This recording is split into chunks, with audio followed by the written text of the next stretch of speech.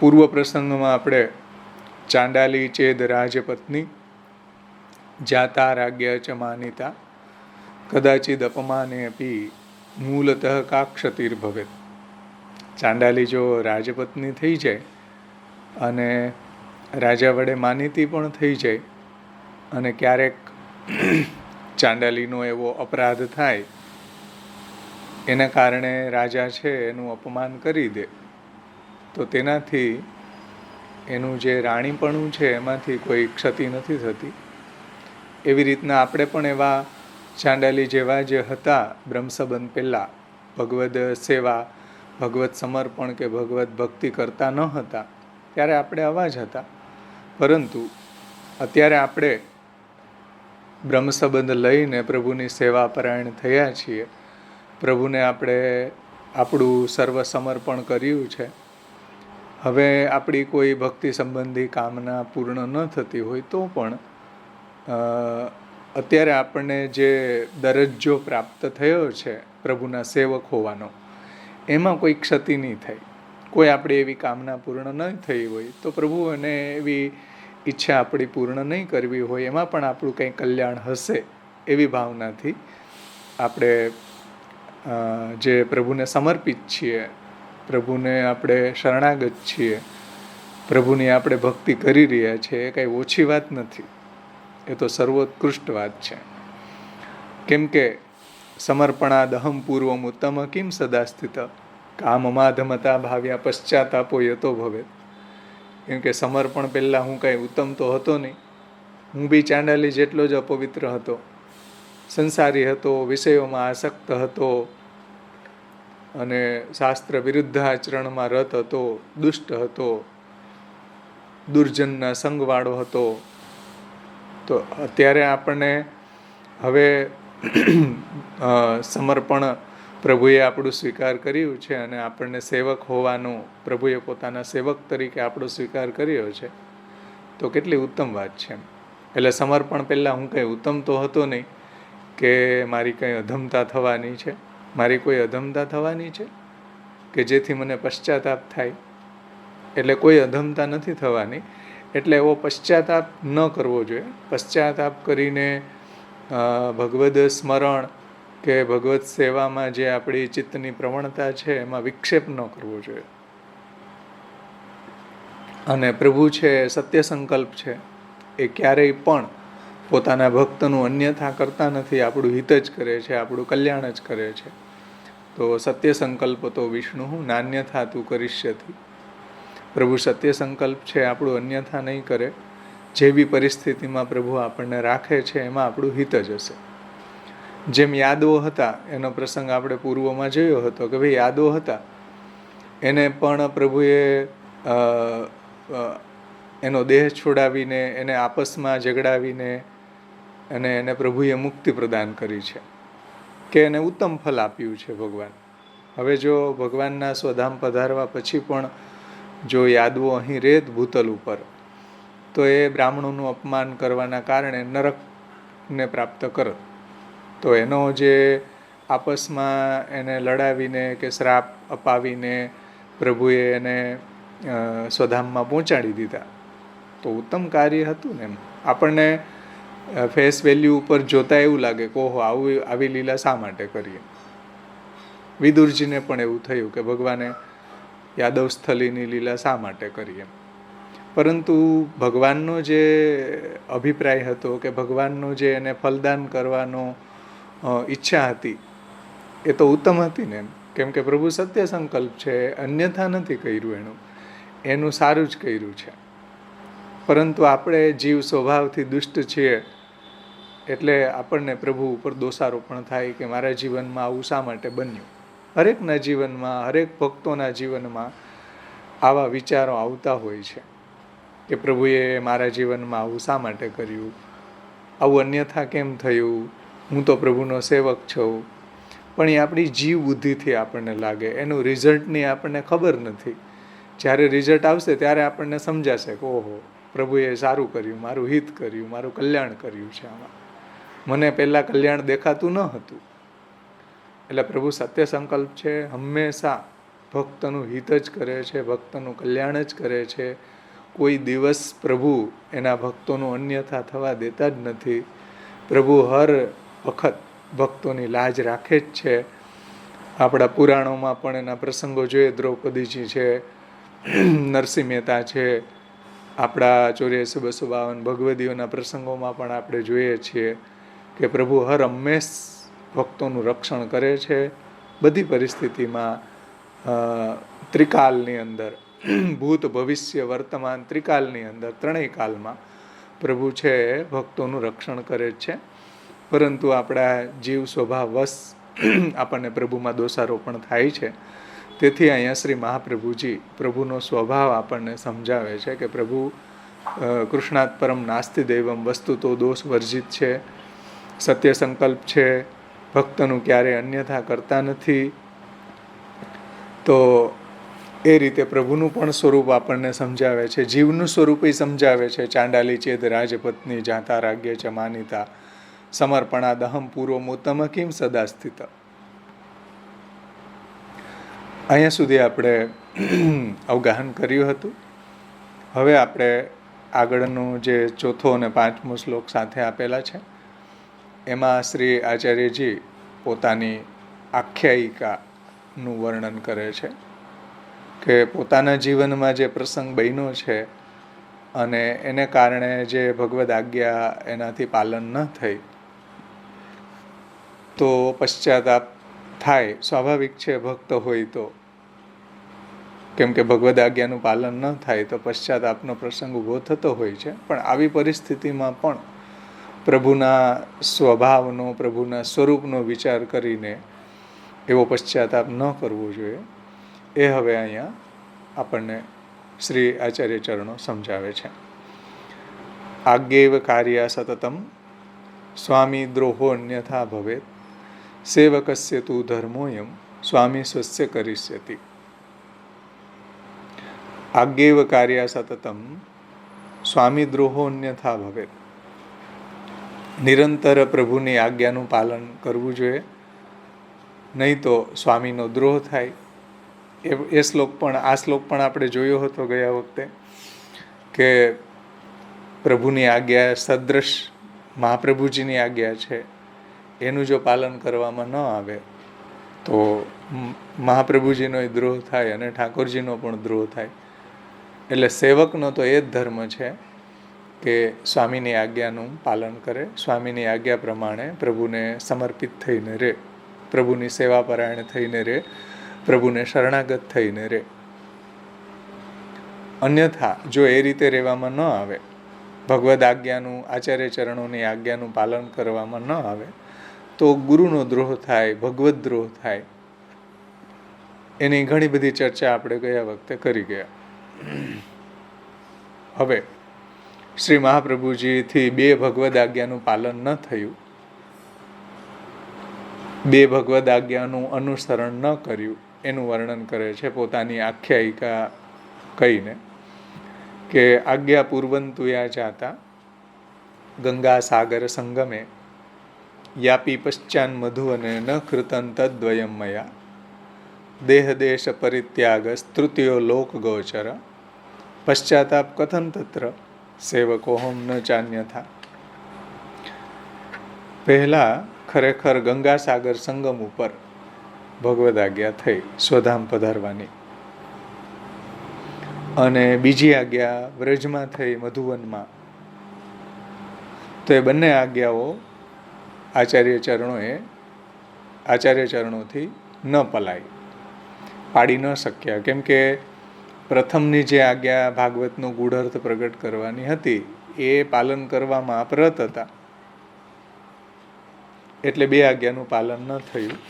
અને ત્યાર પછી દેહ દેશ પરિત્યાગ તૃતીય લોક ગોચર, દેહ દેશ પરિત્યાગની અને લોક ગોચર જે સંન્યાસની આજ્ઞા થઈ, ત્યારે મહાપ્રભુજીને એવો વિચાર આવ્યો કે ભાઈ મારે 2 આજ્ઞાનું પાલન ન કર્યું તો પશ્ચાતાપ થયો. એમાં કઈ રીતે પશ્ચાતાપ થયો એને વર્ણન કરતા શ્રી આચાર્યજી કહે છે કે ભાઈ હું સેવક છું, પશ્ચાતાપ કથન તત્ર સેવકો હમ ન ચાન્ય થા, કે ભાઈ હું સેવક છું અને સેવકે સ્વામીની આજ્ઞાનું પાલન કરવું જોઈએ, આજ્ઞાનો ભંગ ન કરવો જોઈએ, એ કારણથી પશ્ચાતાપ થયો. બીજી રીતે કોઈ પશ્ચાતાપ થયો નથી. એટલે ભાગવતની વ્યાખ્યા પૂર્ણ ન થઈ શકી એવી બાબતોમાં કોઈ પશ્ચાતાપ નથી થયો, કેમ કે હું સેવક છું ભાઈ. પ્રભુએ આજ્ઞા કરી હતી કે ભાગવતનો ગૂઢ અર્થ પ્રગટ કરો, તો મેં ભાગવતનો ગૂઢ અર્થ પ્રગટ કર્યો. હવે પ્રભુ આજ્ઞા કરી રહ્યા છે કે ભાઈ સ્ટોપ, હવે બધું તમે સંકેલી લ્યો, હવે આગળ ભાગવતનો ગૂઢ અર્થ પ્રગટ નથી કરવો, તો સ્ટોપ કરી દીધું. તો એ બાબતમાં કોઈ પશ્ચાતાપ નથી થયો, પરંતુ પૂર્વની જે 2 આજ્ઞાનું પાલન ન થયું એ બાબતમાં પશ્ચાતાપ થયો, બીજી રીતે નથી થયો એમ. એટલે જે કાર્ય પૂરું ન થવાથી જે અધૂરું કાર્ય છૂટી ગયું એ બાબતમાં પશ્ચાતાપ નથી થયો. કેમ કે આ ભક્તિ માર્ગ જે છે, પુષ્ટિ ભક્તિ માર્ગ છે, પુષ્ટિ ભક્તિ સંપ્રદાય છે, એનું પ્રવર્તન કરવાની ભગવાને જ આજ્ઞા કરી હતી. અને ભગવાન હવે કહી રહ્યા છે કે ભાઈ આટલું પર્યાપ્ત છે. તો માર્ગ તો પ્રભુનો છે, પ્રભુએ જેટલું આપણને આજ્ઞા કરી હોય એટલું કરવું જોઈએ. તો એ બાબતમાં કોઈ પશ્ચાતાપ નથી, પરંતુ ભગવદ આજ્ઞાનું પાલન ન થયું એ બાબતમાં થોડો પશ્ચાતાપ છે. તો એને કઈ રીતે આચાર્યજીએ ટેકલ કર્યો છે એને અહીંયા સમજાવી રહ્યા છે પોતે. ષોડશ ગ્રંથ પરિચયમાંથી, તો આનો અર્થ હું ષોડશ ગ્રંથ પરિચયમાંથી લઉં છું. પુષ્ટિ સૃષ્ટિ પ્રભુએ પોતાની સ્વરૂપ સેવાને માટે પ્રગટ કરેલી છે. ભગવદ રૂપ સેવાર્થમ તત્સૃષ્ટિ નાન્યથા ભવેત. ભગવાન તો સત્ય સંકલ્પ છે, તેથી ભગવદ આજ્ઞાને શિરોધાર્ય કરવી તે જે પુષ્ટિ જીવનું પ્રથમ કર્તવ્ય છે. નહીં તો સ્વામીનો દ્રોહનો પ્રસંગ ઉપસ્થિત થઈ જશે જો ભગવદ આજ્ઞાનું પાલન કરવામાં ન આવે, અને ભગવદ આજ્ઞા સદ્રશ શ્રી આચાર્ય ચરણોની આજ્ઞાનું પાલન કરવામાં ન આવે પુષ્ટિ સંપ્રદાયમાં રહીને, તો સ્વામીનો દ્રોહ થાય, ગુરુનો દ્રોહ થઈ શકે. પછી વિલંબથી કે વિના વિલંબે ગમે તેમ જે ફલ અમારા સ્વામી, આપણા સ્વામી દેવા ઈચ્છે છે એ તો પોતાની મેળે જ પ્રભુ આપશે. કેમ કે અલૌકિક સામર્થ્યમ સાયુજ્યમ સેવા ઉપયોગી દેહો વૈકુંઠાદિષુ સેવાયામ ફલત્રયમ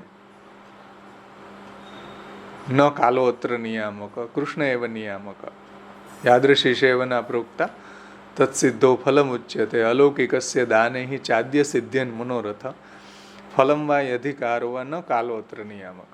કેમ કે પ્રભુ જ ફલદાન કરે છે, કોઈ કાલ કોઈ ફલદાન કરતો નથી, કોઈ કાલ એમાં નિયામક નથી. એટલે પ્રભુને જે ઈચ્છા હશે એ ફલદાન કરશે. તેથી ફલ મળવામાં વિલંબની ચિંતા કર્યા વિના આપણું કર્તવ્ય છે કે આપણા સ્વામીની આજ્ઞાનું પાલન કરવું.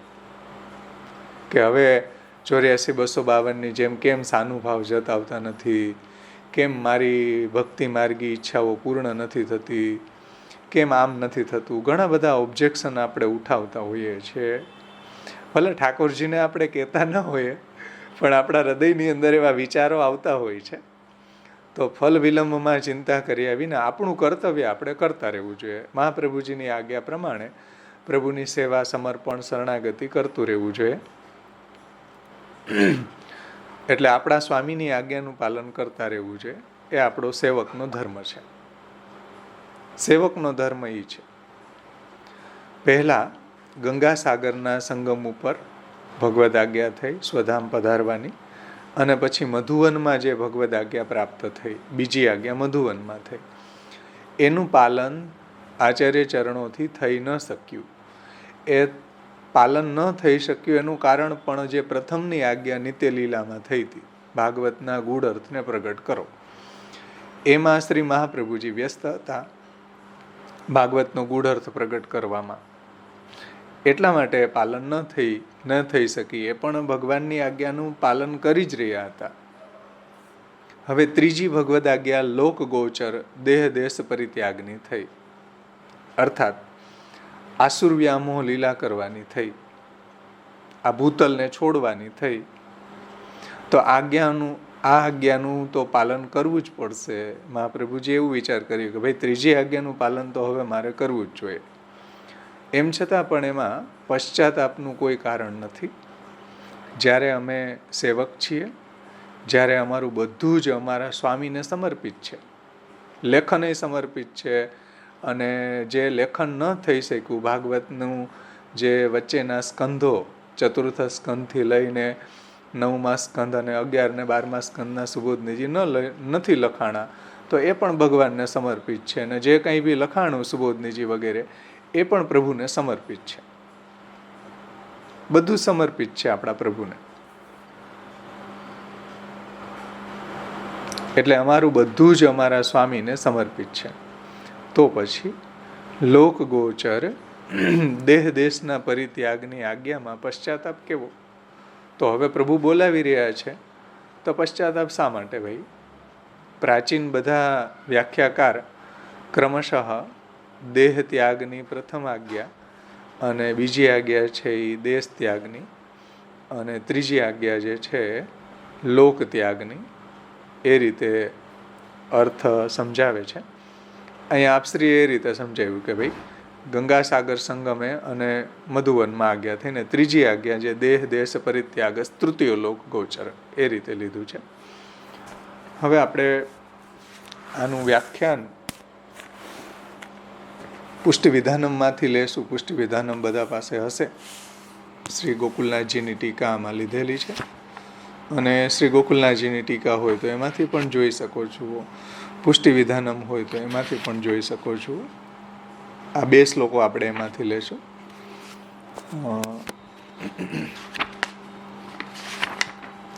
આજ્ઞા પૂર્વંતુ યા જાતા गंगा सागर संगमे, अपन प्रभु के सेवक हैं, ऐसो विचार अवश्य करना चाहिए. ये जताए के लिए 2 श्लोक में अपनी आख्यायिका कहत है. श्री आचार्य चरणो પોતાની આખ્યાયિકાનું વર્ણન કરે છે, પોતાના જીવનમાં જે પ્રસંગ બન્યો છે એનું આ વર્ણન કરે છે કે આજ્ઞા પૂર્વંતુ યા જાતા ગંગા સાગર સંગમે યાપી પશ્ચાન મધુવને ન કૃતમ તદ્વયમ મયા દેહ દેશ પરિત્યાગ તૃતીયો લોક ગોચર પશ્ચાતાપ કથન તત્ર સેવકો હમ ન ચાન્ય था. भावार्थ, पहले गंगा सागर संगम पे देह परित्याग रूप आज्ञा भई, और पीछे मधुवन में हूँ देश परित्याग रूप आज्ञा भई. मैंने देह देश के परित्याग की 2 आज्ञा नहीं पाली, परंतु तीसरी लोक में प्रसिद्ध संन्यास ग्रहण पूर्वक गृह को परित्याग करवे की आज्ञा पाली, जो अडेल में भई. ત્રીજી આજ્ઞા મહાપ્રભુજીને અડેલમાં થઈ. પહેલી ગંગા સાગર સંગમે, યાપી પશ્ચાન મધુવને, અને તૃતીય જે છે આજ્ઞા અડેલમાં, જ્યાં આચાર્ય ચરણોએ સ્થાયી નિવાસ કર્યો હતો ત્યાં થઈ. સંન્યાસ ગ્રહણ કરવાની કે આ લોકને છોડવાની, સંન્યાસ ગ્રહણ કરીને. तो लोक में प्रसिद्ध संन्यास ग्रहण पूर्वक गृह को परित्याग करवे की आज्ञा पाली. तो प्रथम 2 आज्ञा नहीं पाली, तासो प्रभु मेरो त्याग કરી देंगे, ऐसे विचार શું? હવે પ્રથમની 2 આજ્ઞાનું પાલન ન થયું તો શું પ્રભુ મને મારો પરિત્યાગ કરી દેશે, તો કે પ્રભુ મને ફલદાનમાં વિલંબ કરશે, તો કે પહેલાં જેવો જે પ્રભુનો મારા પ્રત્યે પ્રેમ હતો એવો હવે નહીં રહે, તો ઘણી બધી સંભાવનાઓ છે જે ટીકાકારોએ સમજાવી છે. તો 2 आज्ञा नहीं पाली तासो प्रभु मेरो त्याग કરી देंगे, ऐसे विचार શું? वाको पश्चाताप मोकू नहीं करना चाहिए. क्यों? मैं तो प्रभु को अत्याज्य सेवक हूँ. કેમ કે પ્રભુ જેને પોતાના સેવક બનાવે છે એનો ક્યારેય પરિત્યાગ નથી કરતા. અત્યજ્ય સેવક હું, और કछु નહીં હું. હું પ્રભુનો અનન્ય સેવક છું, અત્યાજ્ય સેવક છું. તાસો મોકો પશ્ચાતાપ ક્यों કરનો? એટલે પશ્ચાતાપ ન કરવો જોઈએ. ટીકામાં ઋષિલાલજી સમજાવે છે, અહીંયા ગોકુલનાથજીની ટીકાનું સંકલન છે. प्रथम गंगा सागर संगम के प्रदेश में जो आज्ञा भई हती और ता पीछे मथुरा जी में मधुवन में जो आज्ञा भई सो दो आज्ञा प्रमाण मैंने नहीं कियो. क्यों? जो प्रभुन के स्वरूप को अनुभाव प्रकट करवे की तथा भागवत को गूढ़ार्थ प्रकट करवे की मोकू पूर्व सु आज्ञा भई हती. पूर्वમાં જ પ્રભુએ આજ્ઞા કરી હતી કે ભાઈ તસ્યૈવ આત્માનુભાવ પ્રકટન હૃદયસ્યાજ્ઞયા પ્રાદુરાસિત ભૂમોય સન્મનુષ્યાકૃતિ અતિકરુણસ્તમ પ્રપદ્યે હુતાશમ. અને ભાગવતનો ગૂઢાર્થ પ્રગટ કરો અથમ તસ્ય વિવેચિતુમ નહીં વિભોર વૈશ્વાનરાત વાક્પતે ગૂઢાર્થમ પ્રકટી કરોમિ બહુધા વ્યાસસ્ય વિષ્ણુપ્રિય. તો એ બંને આજ્ઞાઓ પ્રથમ થઈ હતી. આમાં આત્માનુભાવ પ્રગટ કરવાની વાત આજ્ઞા ભગવાને કરી છે. એટલે શું? તમારામાંથી કોઈ કહી શકશો? આત્માનુભાવ પ્રકટ એટલે શું? બધાએ બહુ સારા પ્રયત્ન કર્યો. આત્માનુભાવ પ્રગટન હૃદયસ્ય આજ્ઞયા, જે શ્રી વલ્લભાષ્ટકની અંદર શ્રી ગુસાઈજીએ આ વાત કરી છે. પહેલાં તો આપણે અનુભાવ અને અનુભવ, કોઈ વસ્તુને જ્યારે આપણે પોતે ફીલ કરતા હોઈએ, અનુભવ કરતા હોઈએ એને અનુભવ કહેવામાં આવે છે. અને જ્યારે આપણે જે વસ્તુનો અનુભવ કરેલો છે એ જ્યારે આપણે બીજાને કહેતા હોઈએ ત્યારે એને અનુભાવ કહેવામાં આવે છે. આપણો જે અનુભવ છે એ જ્યારે આપણે બીજાને કહેતા હોઈએ ત્યારે એને અનુભાવ કહેવામાં આવે છે. તો અહીં શ્રી ગુસાઈજીએ જે વલ્લભાષ્ટકની અંદર કહ્યું છે તસ્યૈવ આત્માનુભાવ પ્રકટન હૃદયસ્યાજ્ઞયા પ્રાદુરાસિત ભૂમો યહ સન્મનુષ્યાકૃતિ અતિકરુણસ્તમ પ્રપદ્યે હુતાશમ.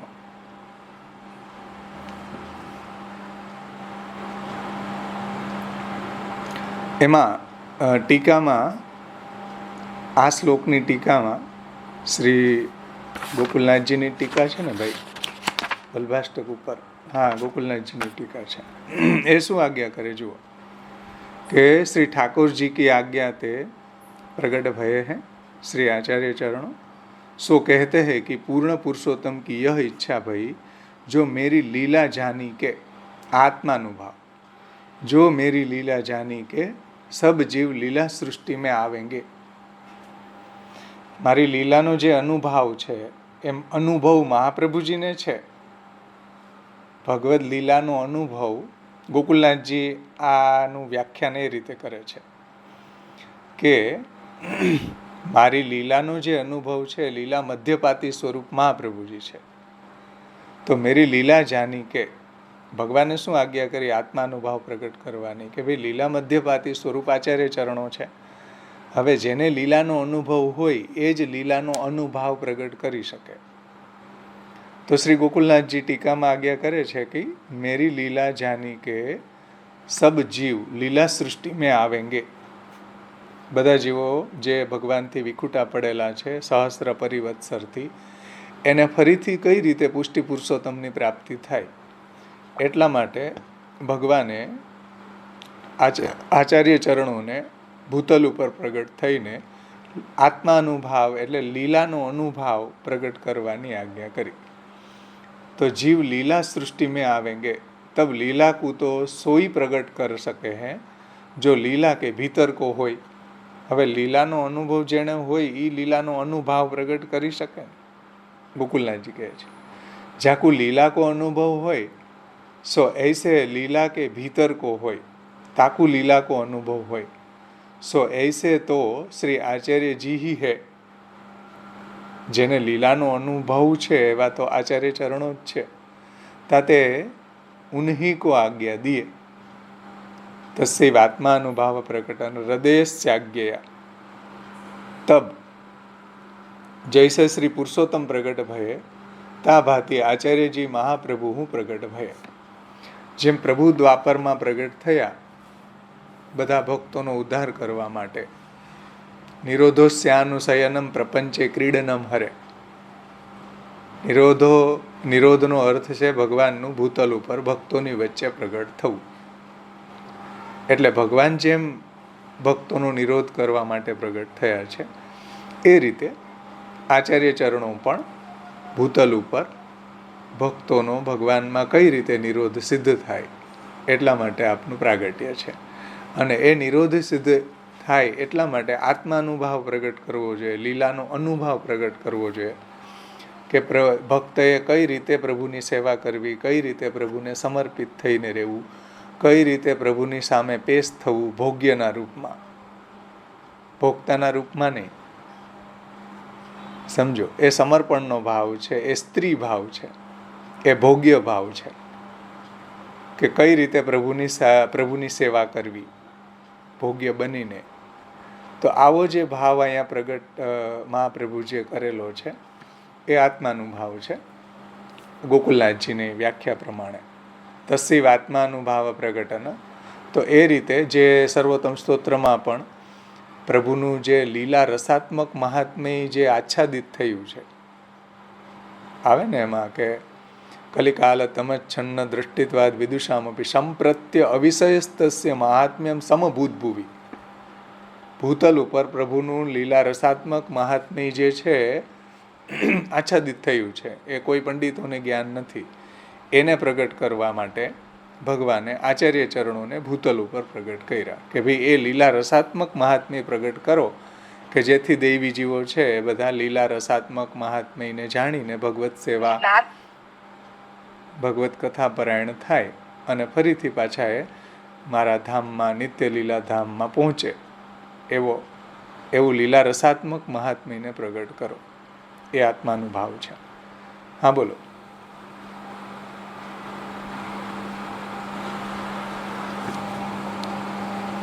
ગોકુલનાથજી એ રીતે અહીંયા સમજાવ્યું છે.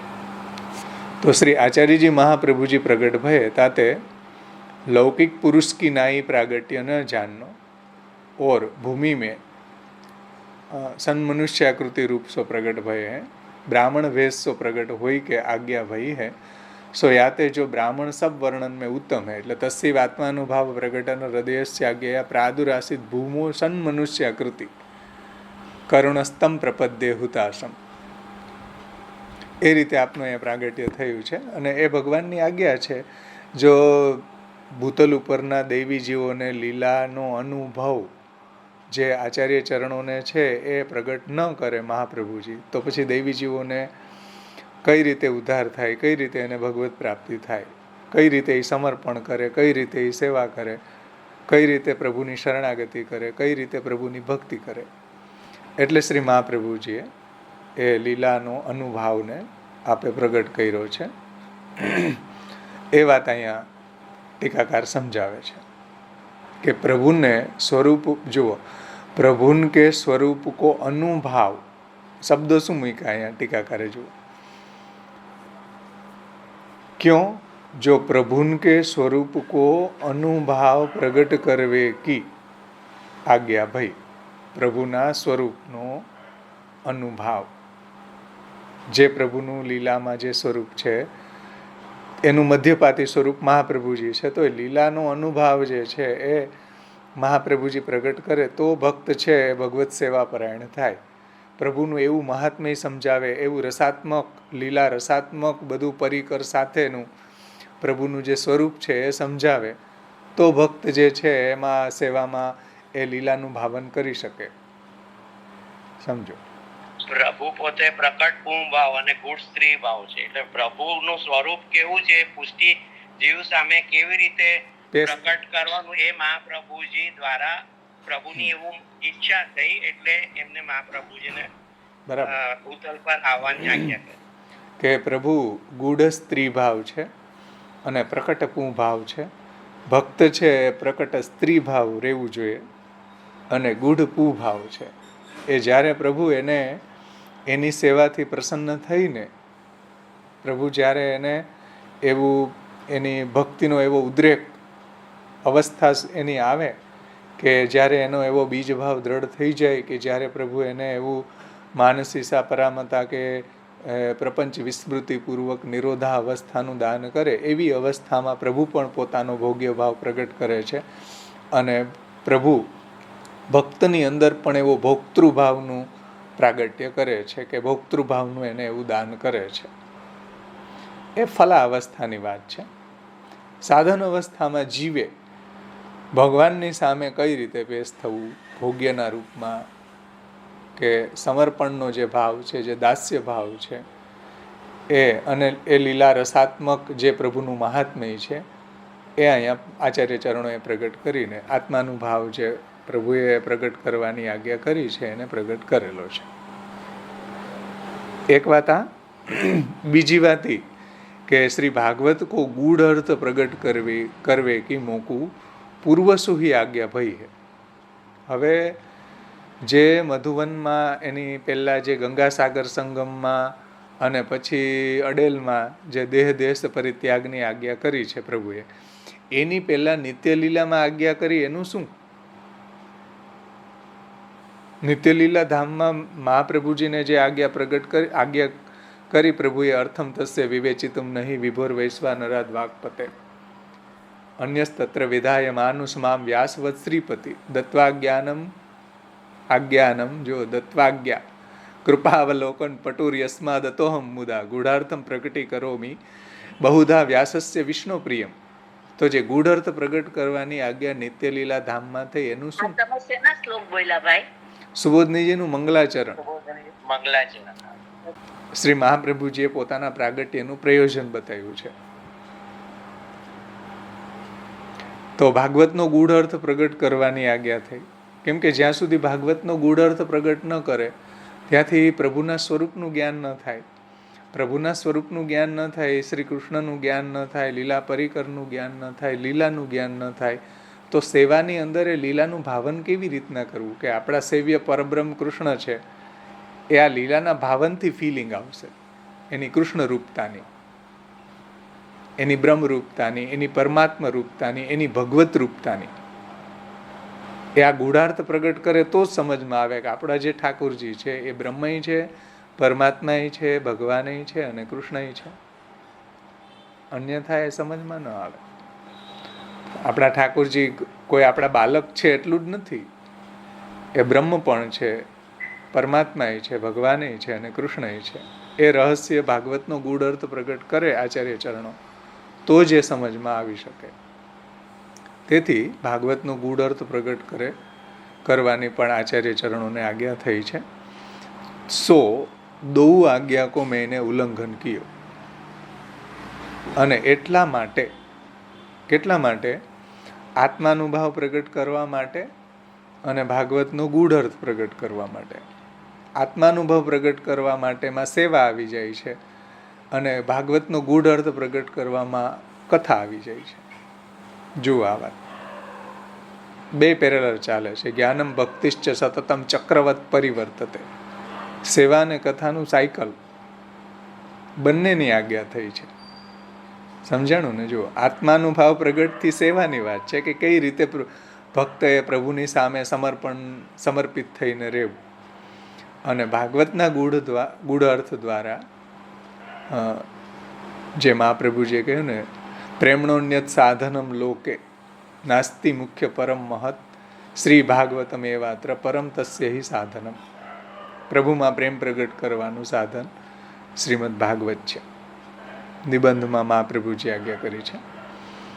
સો દો આજ્ઞાન કો મેને ઉલ્લંઘન કિયો. અને આ આજ્ઞાનું પાલન કરવા માટે જે ગંગાસાગર સંગમ અને મધુવનમાં આજ્ઞા થઈ એ મારાથી પાડી ન શકાય.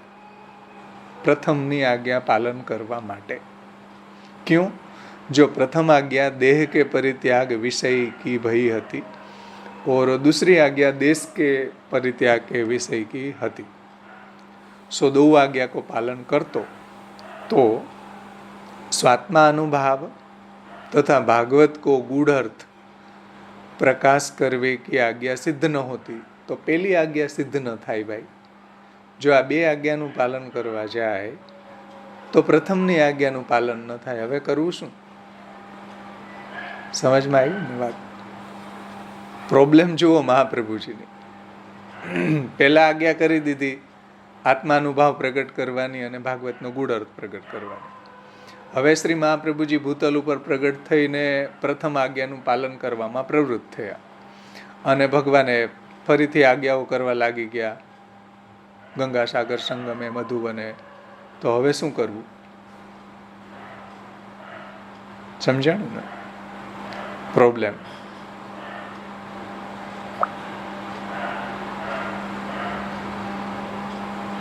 अब लोक के अनुभव में आवे ऐसो परित्याग यानी कि संन्यास.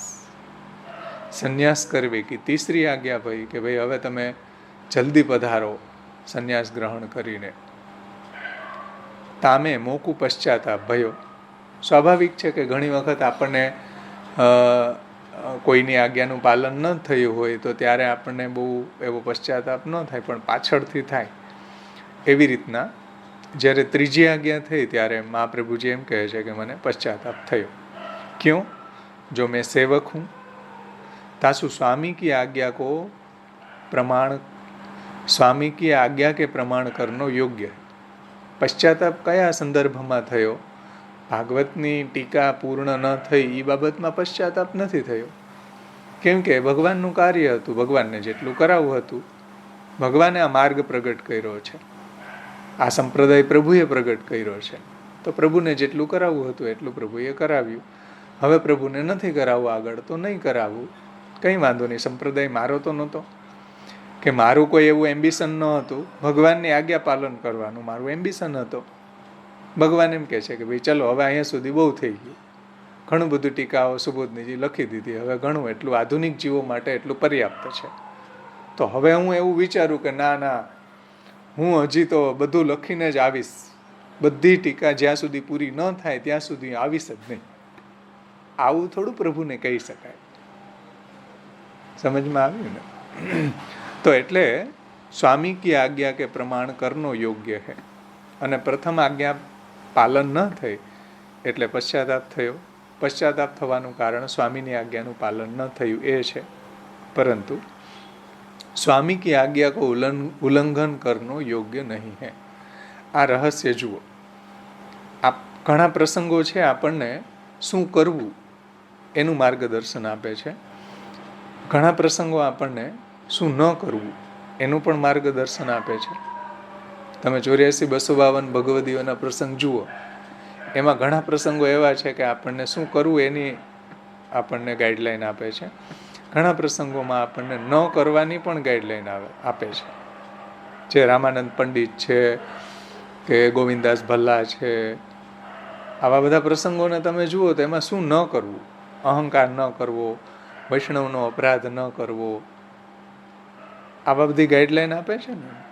તો અહીંયા પણ મહાપ્રભુજી આપણને એ વાત સમજાવે છે કે ભાઈ મેં જેમ ભગવદ આજ્ઞાનું પાલન ન કર્યું એવી રીતે તમે નહીં કરતા, તમે સ્વામીની આજ્ઞાનું પાલન કરજો. સમજાણું ને? એટલે નેગેશનમાં આપણને મહાપ્રભુજી શું ન કરવું એ વાત અહીંયા સમજાવે છે કે ભગવાનની આજ્ઞાનું ઉલ્લંઘન ન કરવું. જેટલું લેટ થાય એટલું પ્રભુના ફળમાં વિલંબ પણ થાય ને. હે? પ્રભુના ફળમાં વિલંબ થાય ને. હા, એટલે તો ફળમાં વિલંબ થયો ભગવદ આજ્ઞાનું પાલન ન કરવાના કારણે. ભગવાન તો બોલાવી રહ્યા હતા. तासु स्वामी की आज्ञा के प्रमाण करनो योग्य है, परंतु स्वामी की आज्ञा को उल्लंघन करनो योग्य नहीं है. ऐसे विचारते पश्चाताप भयो કે બે આજ્ઞા મારાથી પડાય નહીં. અથવા કરીને બીજો અર્થ ગોકુલનાથજીએ સમજાવ્યો છે, નૃસિંહલાલજીએ સમજાવ્યો છે ગોકુલનાથજીની ટીકાના આધારે. અથવા તો સંન્યાસ ગ્રહણ પૂર્વક ગૃહ કો પરિત્યાગ કરવે કી આજ્ઞા ભઈ. ત્રીજી આજ્ઞા કે ભાઈ હવે જલ્દી પધારો. અને મહાપ્રભુજીની ઠાકોરજીની આજ્ઞાનું પાલન કરવા માટે જ મહાપ્રભુજીએ સંન્યાસ ગ્રહણ કર્યો છે. અન્યથા સંન્યાસની કોઈ આવશ્યકતા નથી પુષ્ટિ સંપ્રદાયમાં. ગુસાઈજીએ થોડી સંન્યાસ ગ્રહણ કર્યો છે. ગુસાઈજીને વિચાર આવ્યો તો નવનીત પ્રિયાજીએ પોતાનો તન્યાય ભગવા રંગમાં રંગવાની આજ્ઞા કરી કે ભાઈ હવે ગુસાઈજી જો સંન્યાસ લેતા હોય તો મારી લેવો છે. એટલે કોઈ આચાર્યોએ મહાપ્રભુજી પછી સંન્યાસ ગ્રહણ નથી કર્યું એમ. મહાપ્રભુજીએ પણ સંન્યાસ એટલા માટે ગ્રહણ કર્યો કે ભગવદ આજ્ઞાના પાલન માટે. સમજાયું ને? તો સંન્યાસ ગ્રહણ પૂર્વક ગૃહ કો પરિત્યાગ કરવે કી આજ્ઞા ભાઈ. તા પ્રમાણ સંन्यास ग्रहण पूर्वक गृह को परित्याग कियो आचार्य चरणों ने. यद्यपि दो आज्ञा को उल्लंघन कियो है तासु अपराध होइवे को संभव है. आवो थोड़ो खटको हृदय में रे કે ભાઈ મેં પ્રથમની 2 આજ્ઞાનું પાલન ન કર્યું એને કારણે મારો અપરાધ પ્રભુ ગણશે. પ્રભુ પહેલાં મારી ઉપર જે પ્રસન્ન હતા એવા શું પ્રસન્ન થશે કે મેં 2 આજ્ઞા ન પાલી એને કારણે પ્રભુના હૃદયમાં કોઈ મારા પ્રત્યે ઉપેક્ષાનો ભાવ પ્રગટ થઈ જશે તો? જુઓ, ઘણા બધા આવા વિચારો આવતા હોય છે આજ્ઞાનું પાલન ન કરવાને કારણે, જ્યાં એ ટીકાકાર સમજાવે છે કે પહેલાં જેવો મારા પ્રત્યે સ્નેહ હતો એવો હવે કન્ટિન્યુટીમાં બન્યો રહેશે કે આજ્ઞાનું પાલન ન કરવાના કારણે કંઈક ઓછો થઈ જશે તો? तासु अपराध होइवे को संभव है तथापि तृतीय आज्ञा प्रमाण त्याग कियो तासु प्रथम की 2 आज्ञा हूँ सिद्ध भई. ऐसे मानी के पश्चाताप करनो योग्य नहीं है. એટલે ભલે મારાથી 2 આજ્ઞાનું પાલન ન થયું પણ 3જી આજ્ઞાનું તો મેં પાલન કર્યું, અને પ્રભુએ જો મારી ઉપેક્ષા કરી હોત કે પ્રભુ મારી ઉપર નારાજ હોત તો 3જી આજ્ઞા કરત જ નહીં. 3જી આજ્ઞા કરી રહ્યા છે એનાથી એ સિદ્ધ થાય છે કે પ્રભુ મારી ઉપર પ્રસન્ન છે. અને મેં 2 જે આજ્ઞાઓનું પાલન ન કર્યું એ 3જી આજ્ઞાના પાલન કરવાથી આગળની 2 આજ્ઞાનું પણ પાલન થઈ ગયું. ફોર એક્ઝામ્પલ, કે તમે તમારા પત્નીને કે તમારા પતિને કે તમારા પુત્રને કોઈ કાર્ય માટે તમે એને આજ્ઞા કરી કે ચલો ફૂલની માલા ભરી દે, ઠાકોરજીને હવે શ્રૃંગાર હમણાં થઈ જશે, તમે ફૂલની માલા ભરો, એવું તમે તમારા પત્નીને કે પુત્રને આજ્ઞા કરી. સમજો. હવે પછી તમે તરત કોઈ એવી બીજી આજ્ઞાઓ કરી દીધી કે ભાઈ આ સામગ્રી પણ સિદ્ધ કરી દો. સમજો, આ સામગ્રી સિદ્ધ કરી દો કે દૂધ લાવી દો, એવી કોઈ બીજી 2 આજ્ઞા કરી. હવે તમે તો પહેલી આજ્ઞામાં રજ છો, ફૂલની માલા ભરવામાં હજી ભાઈ થોડીક બાકી છે, ભરીને હું બીજી 2 આજ્ઞાનું પાલન કરીશ, હજી ફૂલની માલા થોડી બાકી છે, ભાગવતનો ગૂઢ અર્થ પ્રગટ કરવાનો બાકી છે. તો મહાપ્રભુજી ભાગવતનો ગૂઢ અર્થ પ્રગટ કરવામાં પરાયણ છે એટલે 2 આજ્ઞાઓ ન પડાણી. જેમ તમારા પત્ની કે પુત્રએ બીજી તમારી આજ્ઞાનું પાલન ન કર્યું ને ફૂલમાલા એને આખી ભરી, અને પછી ફૂલમાળા ભરાઈ ગઈ, પછી તમારી જે 2 આજ્ઞાઓ છે પછી તમે જે આજ્ઞા કરી છે એનું પાલન એને કર્યું, તો એનાથી જે આજ્ઞા એને પહેલાં ન પાડી ફૂલમાલા ભરવાના કારણે એનો દોષ એને નથી લાગ્યો, કેમ કે તમે કન્ટિન્યુ જે આજ્ઞા કરી રહ્યા છો એ એમ બતાવે છે કે તમે એની ઉપર અપ્રસન્ન નથી. અને પેલી 2 આજ્ઞાનું પાલન ન થયું તો તમે જે સ્ટાર્ટિંગની પ્રથમ આજ્ઞા જે છે એ ફૂલની માલા ભરવામાં રત હોય તો 2 આજ્ઞાનું પાલન ન થયું, ને 3જી આજ્ઞાનું એને પાલન કર્યું ફૂલની માલા ભરાઈ ગયા પછી, તો એનાથી પહેલી 2 આજ્ઞા ઉલ્લંઘન જે થઈ હતી એ પણ પાલન થઈ ગઈ 3જી આજ્ઞાનું પાલન કરવાના કારણે. સમજમાં આવ્યું ને વાત? એવી રીતના મહાપ્રભુજીએ 3જી આજ્ઞાનું પાલન કર્યું. ભાઈ દેહ દેશ પરિત્યાગ તૃતીય લોક ગોચર, સંન્યાસ ગ્રહણ કરી અને પોતે સ્વધામ પધાર્યા, આસુર વ્યામો લીલા કરી. તો ભગવાને પેલી 2 આજ્ઞા નિત્ય લીલા ધામમાં પધારવાની જે આજ્ઞા કરી હતી એ પણ ત્યાં મહાપ્રભુજી એમ કહે છે કે પડાઈ ગઈ મારાથી, મેં 3જી આજ્ઞાનું પાલન કર્યું એટલે આગળની 2 આજ્ઞા પણ આ જ સંબંધી હતી નિત્ય લીલામાં પધારવાની, તો બાય ડિફોલ્ટ 2 આજ્ઞાઓ પડાઈ ગઈ 3જી આજ્ઞાનું પાલન કરવાથી. એવું અહીંયા તાત્પર્ય ટીકાકાર સમજાવે છે કે ભાઈ 2 આજ્ઞા પણ મારાથી ન પડાણી, એનો પણ પશ્ચાતાપ ન કરવો જોઈએ. કેમ કે સાવ પાડી જ ન હોય આજ્ઞા કોઈ પણ, તો પશ્ચાતાપ થાય કે તો સ્વામીનો અપરાધ થાય, તો સેવકસ્ય તું ધર્મો એમ સ્વામી સ્વસ્ય કરીષ્યતિ. સેવકનો એ ધર્મ છે કે સ્વામીની આજ્ઞાનું પાલન કરવું જોઈએ, તો મને અપરાધ થાય. પણ ભાઈ ત્રીજી આજ્ઞાનું પાલન આચાર્ય ચરણોએ કર્યું જ છે. અને બીજી વાત એ કે જો પ્રભુ મારી ઉપર નારાજ હોત કે મારી ઉપર એવા કોપાયમાન થયા હોત તો પછી મને આજ્ઞા જ ન કરત, આજ્ઞા કરવાનું જ બંધ કરી દે. જેમ તમે પતિ પત્નીની અંદર પછી તમે બોલવાનું જ બંધ કરી દો નારાજ થાવ એટલે, કરો કે નહીં? આજ્ઞા કરવાનું જ બંધ કરી દો. એવું તો ભગવાને કર્યું નથી. ભગવાને તો ત્રીજી આજ્ઞા પણ કરી છે. એટલે એનાથી સિદ્ધ થાય છે કે પ્રભુ મારી ઉપર નારાજ નથી, એટલે મારે હવે પશ્ચાતાપ કરવો ન જોઈએ. એવું ટીકાકાર અહીંયા સમજાવી રહ્યા છે. જો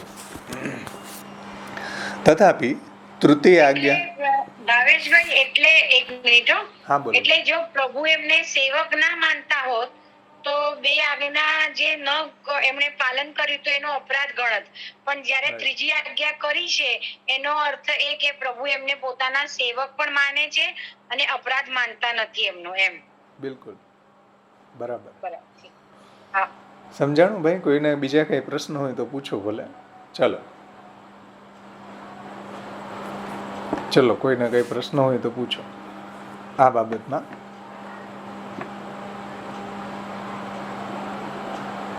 આ તો આચાર્ય ચરણોના પ્રસંગમાં આવી પરિસ્થિતિ ઊભી થઈ છે. આપણા પ્રસંગની અંદર તો એવી કોઈ પરિસ્થિતિ ઠાકોરજી આજ્ઞા કરે કે ચાલ હવે નિત્ય લીલા ધામમાં, એવી તો કરવાના નથી હો આપણને. મહાપ્રભુજી પોતાની આખ્યાયિકા બતાવે છે. આપણને કોઈ આવી આજ્ઞા મહાપ્રભુજી કરવા, ઠાકોરજી કરવા નથી કે ચાલ હવે બધા નિત્ય લીલા બધું છોડ, હવે નિત્ય લીલા ધામમાં હાલ. એવું ઠાકોરજી કરવાના નથી. એટલે બહુ ટેન્શન નહીં. એ જ વસ્તુ અમને કહેવાનો હતો કે એવી આજ્ઞા થાય તો ભયો ભયો, પણ વો દિન કહા કે મિયા કે પાવ મે મિયા કે પેર મે જૂતી. બરાબર. હવે એવી આજ્ઞા થાય તો ધન્ય ધન્ય થઈ જાય. એનું પેરેલલ એક આપણે બીજું વિચારીએ કે ભાઈ આપણા માટે ચલો આપણે જો સાધન અવસ્થામાં કે ખબર નહીં કઈ અવસ્થામાં છીએ, પણ એવી આજ્ઞા આપણને પ્રભુની નથી થઈ કઈ બી, પણ આપણને મહાપ્રભુજી ને આપણે તો મહાપ્રભુજીની આજ્ઞાનું પાલન કરવાનું છે. કારણ કે નહીં તો સ્વામી દ્રોહ નહીં પણ આપણા ગુરુ દ્રોહ થઈ જાય છે. અને બીજી બાજુ જોઈએ તો વસ્તુતઃ કૃષ્ણ એમાં બી છે. એટલે હવે મહાપ્રભુજીએ તો ઘણી બધી આજ્ઞા કરી છે, તો હવે પ્રમુખ આજ્ઞા માનવી અને બીજી આજ્ઞા ન માનવી તો એને કેવી રીતે લેવું? આ તો જસ્ટ ફોર ડિસ્કશન.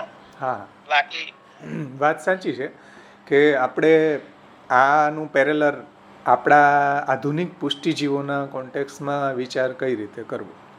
એક્ઝેક્ટલી બરાબર કે ભાઈ મહાપ્રભુજીને તો ઠાકોરજી આજ્ઞા કરી હતી, ચલો. પરંતુ આપણા આધુનિક જીવો અત્યારના છે એને તો આજ્ઞા એટલે ભગવદ આજ્ઞા તો શાસ્ત્ર છે, આચાર્ય ચરણોની આજ્ઞા તો આપણા ષોડશ ગ્રંથ છે, નિબંધ છે, વગેરે વગેરે. એ પ્રમાણે આપણે જીવવું જોઈએ.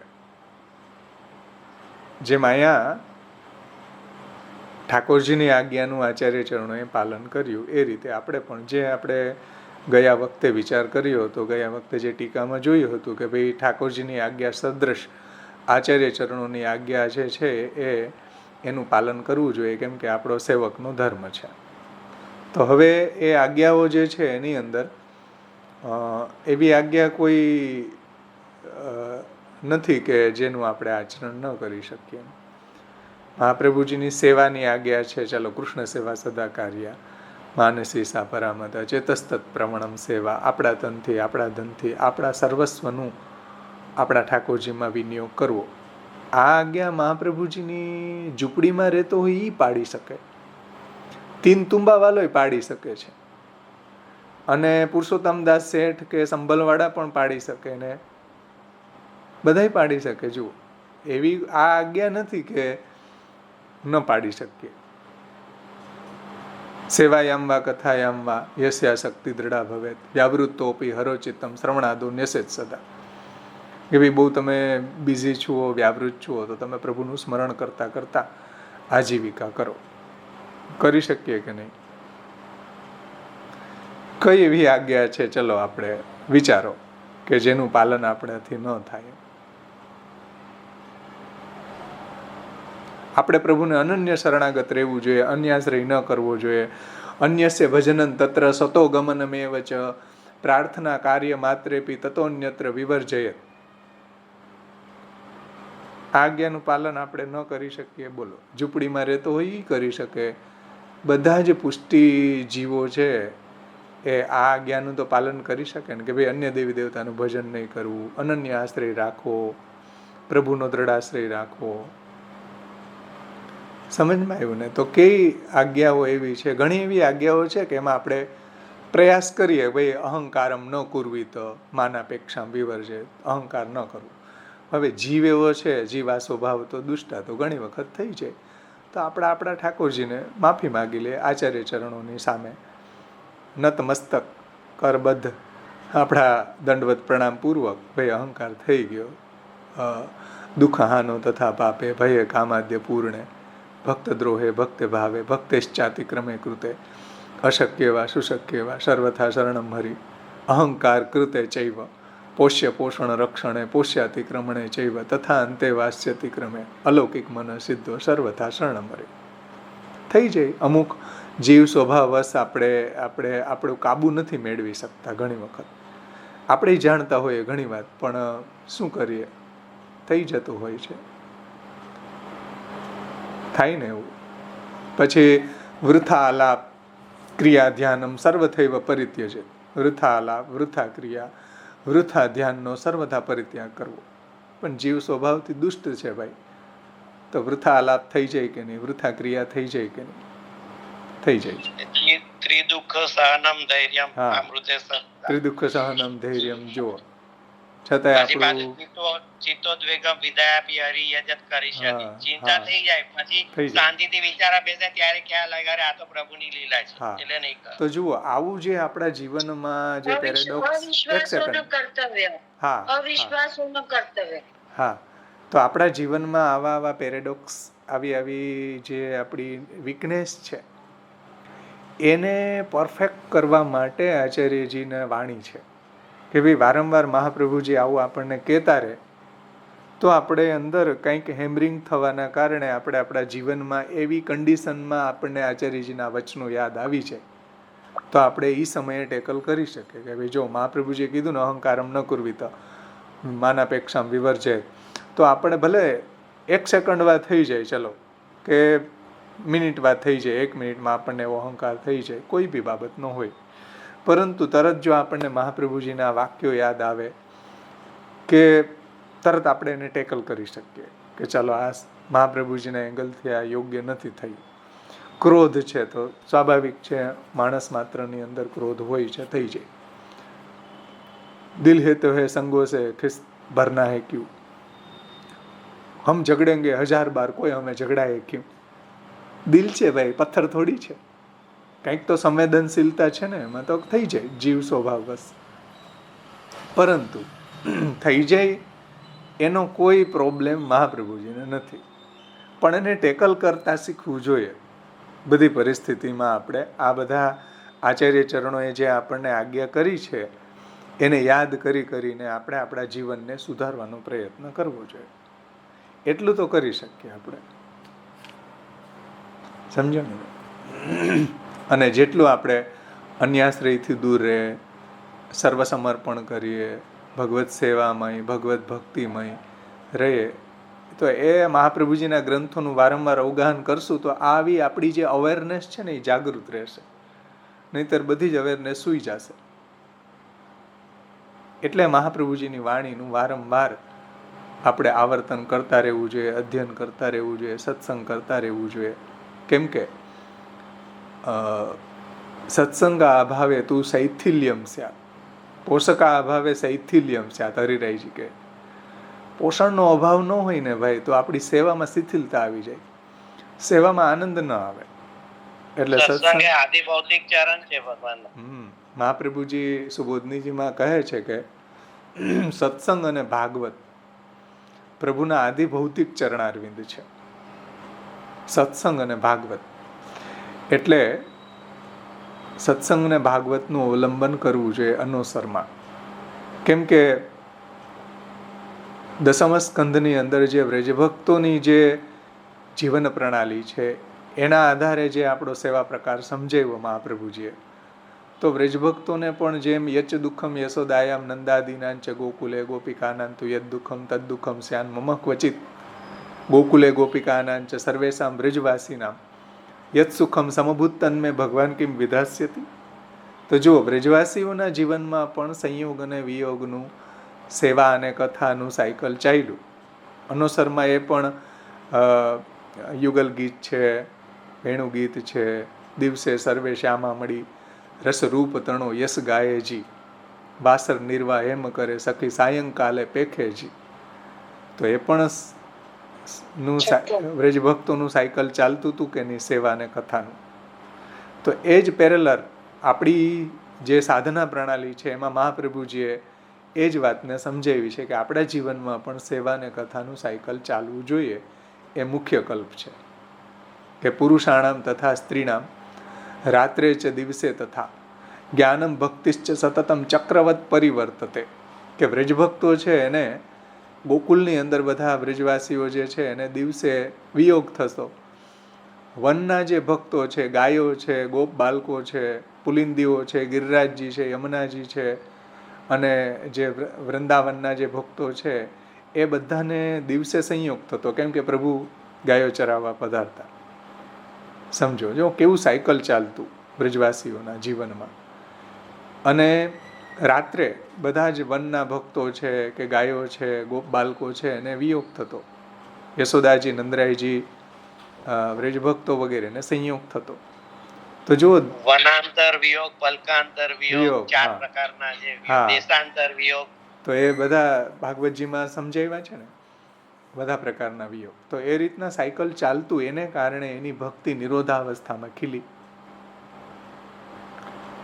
આ રીતના સેવા અને કથાના સાયકલ ચાલવાથી વ્રજભક્તોની ભક્તિ, એનો પ્રેમ નિરોધાવસ્થામાં ખીલી ગયો.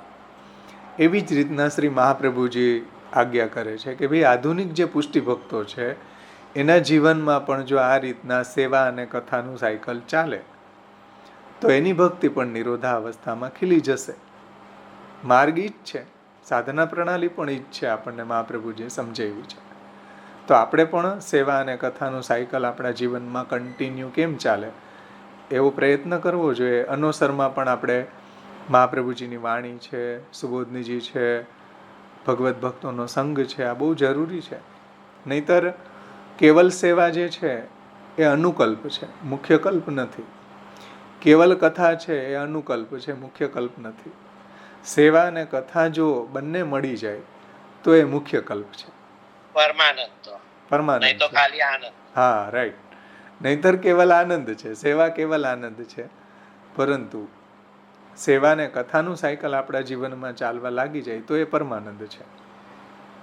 સમજાણું ને વાત? એટલે જ પ્રભુજીએ પણ આપ સેવા કરી શીખવે, શ્રી હરિ એ રીતે સેવા સમજાવી. અને અનોસરમાં આપ વેણુ ગીત, પુનઃ યુગલ ગીત કી રસ બરખા બરખાઈ, તો એ બંને સાયકલ એટલે આપે જ એ રીતે સમજાવે ને આપણને. બરાબર, બહુ સુંદર. મહાપ્રભુજીના જીવનમાં પણ એમ જ હતું. જુઓ છે ને, શ્રૃંગાર માર્ગ રીત દિખાય પ્રગટવે માર્ગ રીત દિખાય, એમ આવે ને, પરમાનંદ સ્વરૂપ કૃપાનિધિ કર શ્રૃંગાર ગિરિધરન લાલકો જબ કર વેણુ ગહાય. સેવાનો બધો પ્રકાર આવ્યો. પછી જુઓ, ભોજન કર વિશ્રામ છિનક લે નિજ મંડલી જુગુલાય, વેણુ ગીત પુનઃ યુગલ ગીત કી રસ બરખા બરખાય, સેવા રીત પ્રીત બ્રજજન કી જન હિત જગ પ્રગટાય, દાસ ચરણ હરિ વાગધીસ કી ચરણ રેણુ નિધિ પાઈ પ્રગટવે માર્ગ રીત દિખાય. જો બે વાત ઈ કીર્તનમાં વલ્લભજીએ સમજાવી દીધી છે, સેવા અને કથા. મહાપ્રભુજીના જીવનમાં પણ આ સાયકલ ચાલતું હતું. એવી રીતના આપણે એના જો સેવક છીએ તો આપણા જીવનમાં પણ આવું સાયકલ ચાલે ને આપણી ભક્તિ પણ આચાર્ય ચરણોની અને પુષ્ટિ પ્રભુની કૃપાથી નિરોધ અવસ્થામાં ખીલે. એટલે જરૂરી છે અનોસરમાં સત્સંગ, કથા, ગુણગાન, મહાપ્રભુજીની વાણી બહુ જરૂરી છે. નહીતર સેવા જે છે ને એ સાવ શુષ્ક થઈ જશે, પોષકના અભાવમાં શિથિલતા આવી જશે, સેવામાં આનંદ નહીં આવે. એટલે આ 2 સાયકલ આપણા જીવનમાં ચાલવા જરૂરી છે. એટલા માટે હા ક્રિયાવત થઈ. સ્નિગ્ધતા જોઈએ ને એમાં, હા આદ્રતા, એવી બરાબર. રીતના. એટલે જ ભાગવતના ગૂઢ અર્થ પ્રગટ કર્યા, આટલું બધું આ ગ્રંથો પ્રગટ કર્યા. શા માટે પ્રગટ કર્યા? એટલે ભાગવતજી થી આપણને પ્રભુમાં પ્રેમ પ્રગટ થાય છે ને. હા, લીલાનું ચિંતન થાય. જે લીલાનું ચિંતન, જે લીલા કરવા વાળા કૃષ્ણ છે, તો એ લીલાનું જો ચિંતન થાય તો આપણા ઠાકોરજીમાં એ ભાવન આપણને થાય કૃષ્ણનું, લીલાનું. નહીતર કેવી રીતના થાય? ચલો. કીર્તનથી પણ જઈ શકે. હે? કીર્તનથી પણ જઈ શકે. હા, એ લીલાનું ભાવન જ છે. અષ્ટસખાઓના જે કીર્તનો છે એ ભાગવતના આધારે જ એ પ્રગટ થયા છે. ભાગવતની લીલાના આધારે જ પ્રગટ થયા છે. ને આચાર્ય ચરણોએ જેમ સુરદાસજીને દસમ સ્કંધાનુક્રમણિકા સંભળાવી, બધા ભગવત ભક્તોને કોઈને કોઈ એવી રીતના કૃપાબલ દ્વારા, પ્રમેય બલ દ્વારા એના હૃદયમાં ભાગવતનો જે રસ છે એ સ્થાપિત કર્યો છે. એટલે ભાગવત કરતાંય વિશેષ રસ કીર્તનોમાં છે, કે જે લીલાઓનું વર્ણન મહાપ્રભુજીએ સુબોધનીજીમાં પ્રગટ નથી કર્યું, જે કીર્તનોમાં પ્રગટ કરાયું છે અષ્ટસખાઓ દ્વારા. જેમ ઓડીખેલની લીલા છે, દાંડ લીલા છે, માંડ લીલા છે, હિંડોળા લીલા છે. હા, તમે એ સુબોધનીજીમાં જોવા ન મળે, કેમ કે સુબોધનીજી એક ઓપન ગ્રંથ છે, એને તો અન્ય માર્ગી વાળાય વાંચશે, પણ કીર્તનોને અન્ય માર્ગવાળા પ્રમાણ નહીં માને. એ તો આપણા માર્ગના જે ભક્તો છે, મહાપ્રભુજીના જે અનુયાયી છે, એ આપણા અષ્ટસખાઓની વાણીને પરમ પ્રમાણ માને છે, કે ભાગવતનો સાર રૂપ છે, અને એનાથી નહીં વિશેષ છે કીર્તનો. તો પણ બીજા લોકો એને અષ્ટસખાઓને દર્શન બી એ રીતે થયા છે ને. હા, શ્યોર. એટલે પ્રત્યક્ષ લીલાનું જ એમાં વર્ણન છે ને, એ રીતે તો. એટલે પુષ્ટિ સંપ્રદાયનું ભાગવત છે. કીર્તનો છે ને એ પુષ્ટિ સંપ્રદાયની ભાગવત છે. વલ્લભાખ્યાન છે એ પુષ્ટિ સંપ્રદાયની ભાગવત છે, એવું શ્યામ બાવાશ્રી કહે છે. સાંપ્રદાયિક ભાગવત છે. 84,252 ભગવદીઓના જે વાર્તા છે ને પુષ્ટિ સંપ્રદાયની ભાગવત છે. એટલે ભગવાને જે ભક્તો સાથે લીલા કરી છે એનું વર્ણન એમાં છે. એટલે કીર્તનોની અંદર તો વિશેષ લીલાઓ અષ્ટસખાઓના હૃદયમાં આચાર્ય ચરણોએ સ્થાપિત કરી અને પ્રગટ કરી છે, કે ભાઈ સેવાની સાથે સાથે એક કથા પણ, એક ભાગવતોક્ત કથા પણ આપણા સેવાની અંતર્ગત ચાલે, કે સેવાની અંદર જે વ્રજલીલાની ભાવના પણ ચાલે. આ બહુ જરૂરી છે સેવામાં. એટલે પાછળના દરવાજેથી મહાપ્રભુજીએ આ કીર્તનો દ્વારા કથાને પણ એમાં ઇન્કોર્પોરેટ કરી છે, એમાં સમન્વિત કરી છે. સેવાની સાથે સાથે કથા એમાં ઇન્વોલ્વ કરી છે. એટલે આપણી જે સેવા છે એ કથાત્મિકા બની જાય, કથા આપણી સેવાત્મિકા બની જાય, અને સેવા ને કથાનું સાયકલ આપણા જીવનમાં ચાલતું રહે. એટલે જો આપણું લીલાચિંતન સેવામાં ન હોય તો ઘણા વૈષ્ણવોને હું જોઉં છું કે ચાલો 2 કલાકમાં અમે સેવા પતાવી દીધી, 2 કલાકમાં કર્મકાંડ કેમ પૂરું કરી દીધું હોય એ રીતના અમે 2-2.5 કલાકમાં તો પતી જાય. શયન કરવું એટલે અમારા માટે 1/2 કલાકનું કામ. 1/2 કલાકમાં શયન કેમ થાય? 2-2.5 કલાકમાં સેવા પતી કેમ જાય? કેમ કે લીલાનું ચિંતન નથી. સમજો? એટલે એક કેમ કે રસ નિષ્પત્તિ ન થાય સેવામાં. ઠાકોરજીને લીલાનું ચિંતન કીર્તનો દ્વારા સેવા આપણે કરીએ, જુઓ કેટલો રસાત્મકતા આવે. ઠાકોરજીની લીલાનું ચિંતન થાય, છાક લીલાનું ચિંતન થાય, વ્રજભક્તો ઠાકોરજીને જગાડવા આવી રહ્યા છે તો એ લીલાનું ચિંતન થાય, ગોપ બાળકો જે છે એની સાથે પ્રભુ કેવી કેવી ક્રીડાઓ કરે છે એ લીલાનું ચિંતન થાય, શ્રૃંગારની અંદર બધા ભક્તો પ્રભુને કઈ રીતે શ્રૃંગાર ધરાવે છે એ લીલાનું ચિંતન થાય, છાકની અંદર બધા જે વ્રજ ભક્તો છે પ્રભુને કઈ રીતે આરોગ આવે છે, ગોપ બાળકોની વચ્ચે ઠાકોરજી કઈ રીતે છાક આરોગી રહ્યા છે એ લીલાનું ચિંતન થાય. ઠાકોરજી કેવે મસ્તીથી ગોપ બાળકો સાથે ક્રીડા કરતા કરતા ગાયોને ચરાવીને વૃંદાવનમાં પધારી રહ્યા છે એ લીલાનું ચિંતન થાય. બાકી તો તમે સેવા તો એ ક્રિયાવત જળવત કરી નાખો, એમ જેમ રોબોટ કરી નાખે એમ, તો કંઈ રસાવિષ્ટતા કોઈ લીલા રસનો આવેશ કે કોઈ ભગવદ સેવાની અંદર રસ નિષ્પત્તિ ન થાય. થાય ને, સમજમાં આવે ને વાત? સ્વાભાવિક છે કે જે કલૌતધારી કીર્તના, હા, ખલો તદ હરિ કીર્તના. એટલે સત્સંગ અને ભાગવત, જે નિલેશભાઈએ કહ્યું, સત્સંગ અને ભાગવત ભગવાનના આદિ ભૌતિક ચરણારવિંદ છે, અને મહાત્મી જ્ઞાન અને પ્રેમ એ પ્રભુના આધ્યાત્મિક ચરણારવિંદ છે. સુબોધનીજીમાં મહાપ્રભુજી આજ્ઞા કરે છે. અને આપણે જેની જ્ઞાન અને ભક્તિ, જ્ઞાન અને ભક્તિ એ આધ્યાત્મિક ચરણારવિંદ છે. અને જે પ્રભુની આપણે સેવા કરી રહ્યા છીએ, ભક્તિમાં એ જ આવ્યું ને, મહાત્મ્ય જ્ઞાન ને ભક્તિ ને, એ જ થયું.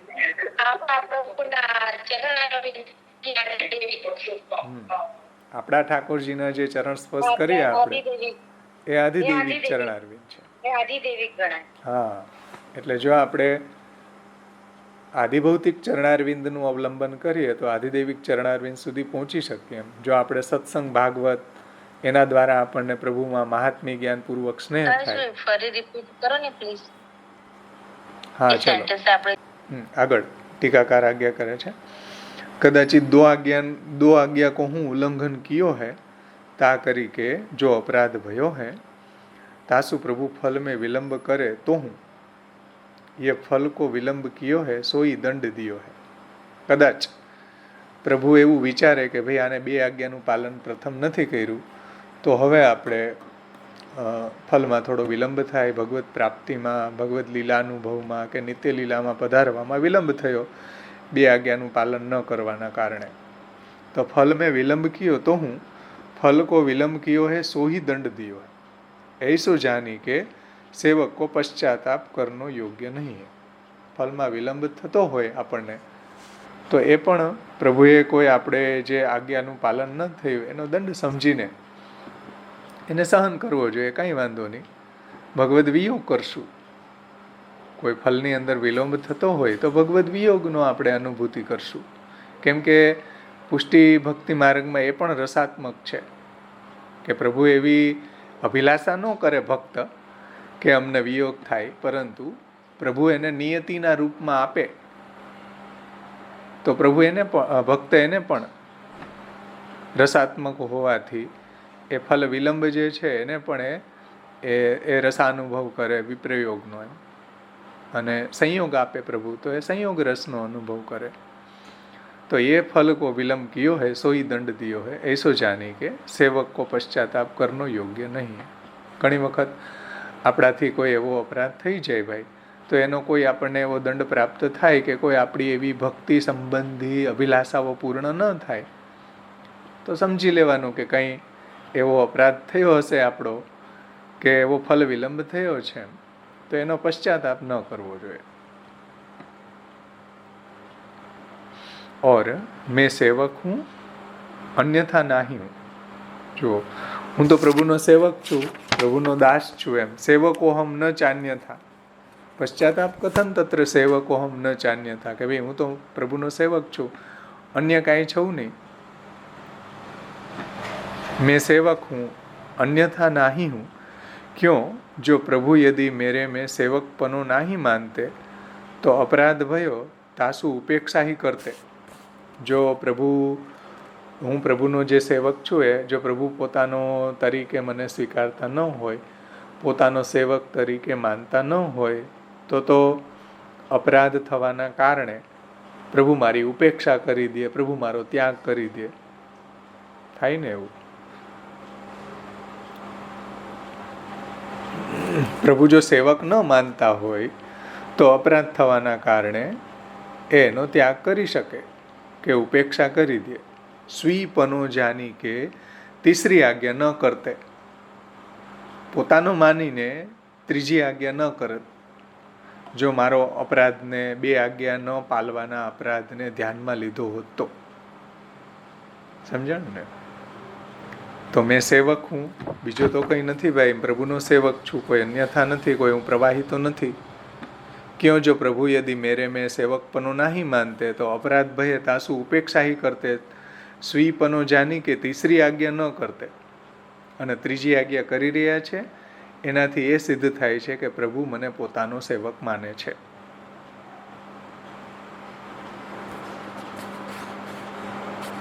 और 2 આજ્ઞા को उल्लंघन भयो तासु फल में विलंब होएगो.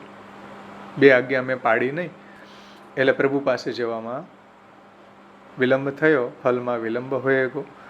ऐसो ताप होय तासु प्रभुने ये अपनो सेवक है ऐसो मान्यो है तासु पश्चाताप करनो योग्य नहीं है. એટલે પ્રભુએ મને પોતાનો સેવક માન્યો છે, મારી ઉપેક્ષા નથી કરી, મારો ત્યાગ નથી કર્યો, એટલા માટે મારે પશ્ચાતાપ ન કરવો જોઈએ.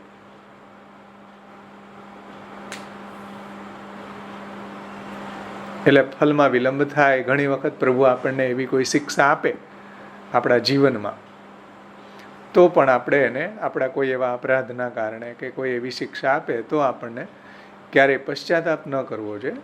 પરંતુ પ્રભુ મને જે સેવા પ્રદાન કરી રહ્યા છે, બધી પરિસ્થિતિમાં મારી સેવા લઈ રહ્યા છે, એ બહુ મોટી કૃપા છે આપણી ઉપર કે પ્રભુ આપણી સેવાનો અંગીકાર કરી રહ્યા છે, આપણો ત્યાગ નથી કર્યો.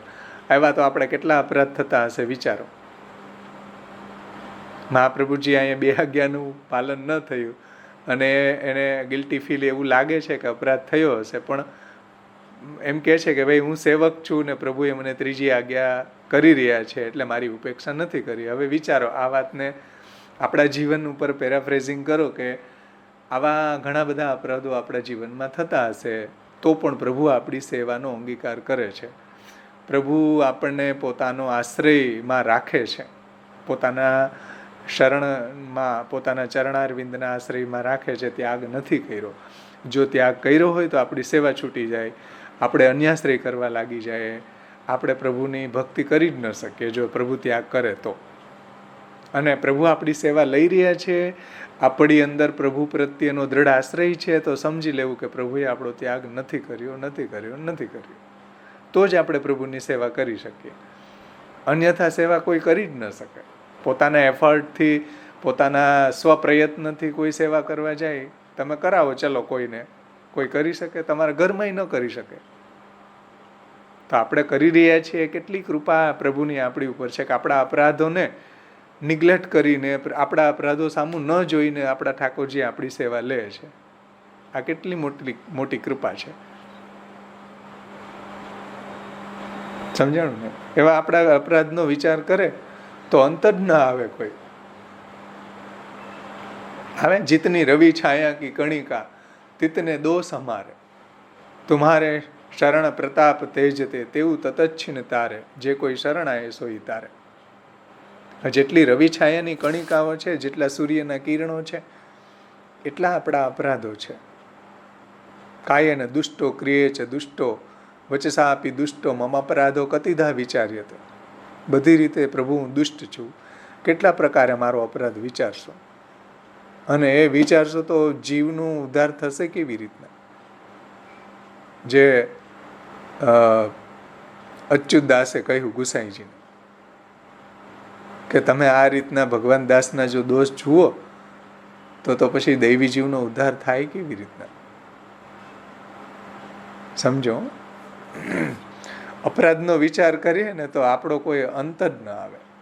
પણ પ્રભુ એના સામું જોયા વગર આપણી સેવા લે છે, આપણને આશ્રયનું દાન કર્યું છે, જેથી કરીને આપણે પ્રભુનો દ્રઢ આશ્રય કરી શકીએ છીએ. આ બહુ મોટી આપણી ઉપર કૃપા છે, આ બહુ મોટો સાનુભાવ છે આપણા પ્રભુનો. સમજાઈશ ને વાત? કેવડો મોટો સાનુભાવ છે. તમે ચલો ટ્રાય મારો, કોઈને સેવા કરતા કરી દો, કોઈ નહીં કરે. કોઈનો આશ્રયને તમે દ્રઢ કરી દો, કોઈ નહીં કરે. તમારા ઘરના, તમારા પતિ કે તમારો પુત્ર હશે બહિર્મુખી, એ નહીં કરે. જો આપણા જીવકૃતિ સાધ્ય હોય તો. જીવકૃતિ સાધ્ય નથી આ તો ઠાકોરજી આપણી સેવા લેવા માગે છે એટલે આપણે કરી રહ્યા છીએ. પ્રભુએ આપણું કોઈ વરણ કર્યું છે એટલે આપણો આશ્રય પ્રભુમાં દ્રઢ થયો છે.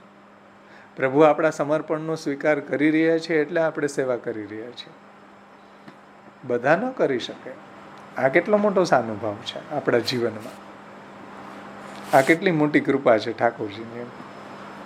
એટલે કોઈ જાતનો પશ્ચાતાપ ન કરવો, કોઈ અપરાધ બોધ ન રાખવો કે પ્રભુ મારો અપરાધ ગણી લેશે કે મેં જારીજી આમ ન રાખ્યા ને આમ મોઢું રાખ્યું ને નેવરો છે એ સફેદ ન રાખ્યો તો અપરાધ થઈ જશે.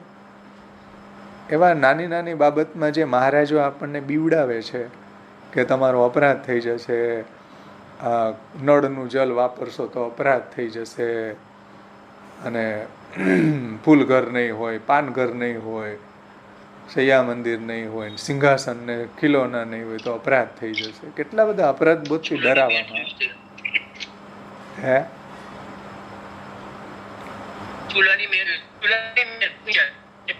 હા કેટલા હા ચૂલો નથી, 3 ચૂલા નથી તો અપરાધ થઈ જશે. કેવા કેવા અપરાધ બોધથી ડરાવે છે. મહાપ્રભુજી આપણને અપરાધ બોધમાંથી બહાર કાઢવા માંગે છે. જો અહીંયા એકદમ ઓપોઝિટ વાત છે આધુનિક મહારાજોની. મહાપ્રભુજીથી જે એકદમ ઓપોઝિટ વાત છે. જે મહાપ્રભુજી અહીંયા અપરાધ બોધથી આપણને સાંત્વના આપે છે કે ભાઈ તમે ગિલ્ટી ફીલ નહીં કરો, પશ્ચાતાપ નહીં કરો. ભગવાન અપી પુષ્ટિસ્થ ન પરિસ્થિતિ લૌકિકિંચ ગતિમ, તમારી લૌકિક ગતિ નહીં કરે, ભગવાન પુષ્ટિસ્થ છે, એનો આશ્રય કરતા રહ્યો. કાંઈ ન થાય તો તસ્માત સર્વાત્મના નિત્યમ શ્રી કૃષ્ણ શરણમમાં બોલતા રહ્યો. કેટલું આશ્વાસન આપણા આચાર્ય ચરણો આપણને આપે છે. અપરાધ બોધથી બીવડાવતા નથી કોઈ આપણને. આપણને નિર્ભય બનાવવા માગે છે. બધી પરિસ્થિતિમાં આપણે નિર્ભય બનીને ભક્તિ કરી શકીએ. કે ભાઈ તમારા ઘરમાં શું છે? ગુસાઈજીએ પૂછ્યું કે ભાઈ બાજરીના દાણા છે. કંઈ વાંધો નહીં, એ ધરીને ભોગ, એ ઠાકોરજીને ભોગ ધરો. તમે જે વસ્ત્ર લ્યો વરસમાં એકાદી સાડી, તો એમાંથી વસ્ત્ર બનાવી દો. ડરાવ્યા નથી કે ઓહો બાજરીના દાડામાં તો ઠાકોરજીને કેટલો પરિશ્રમ બાય. એવા કોઈ બીવડાવ્યા નથી ગુસાઈજી મહાપ્રભુજીએ કોઈને કે ઓહો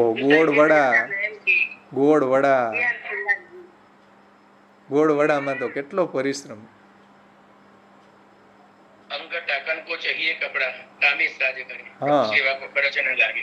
એટલે હા એમાં જુઓ બધી જ વસ્તુ કોઈ એક્સ્ટ્રા કઈ વાત જ નથી. જાય પીવન કો મીઠો જલ લાવે તામે જારી ભરે, ઉદર ભરન કો કરો રસોઈ સોઈ ભોગ ધરો. જો મન હોય ઉદાર તો કચું વૈભવ વધારો, નહીતર મોર ચંદ્રિકા ગુંજાય શ્રૃંગાર ધરાવો. એટલી સરળ, એટલી સૌકર્યવાળી સેવા આપણા આચાર્ય ચરણોએ બતાવી છે અને એને આજે કેટલી કોમ્પ્લિકેટેડ બનાવી છે આધુનિક વૈષ્ણવો મહારાજોએ.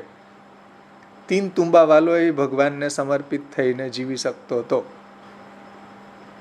ઝૂંપડીમાં રહેવાવાળા કેટલા ભગવદીઓ છે એ પણ સમર્પિત જીવન જીવી શકતા હતા. બાજરીના દાણાથી પણ સમર્પિત જીવન જીવી શકાતું હતું.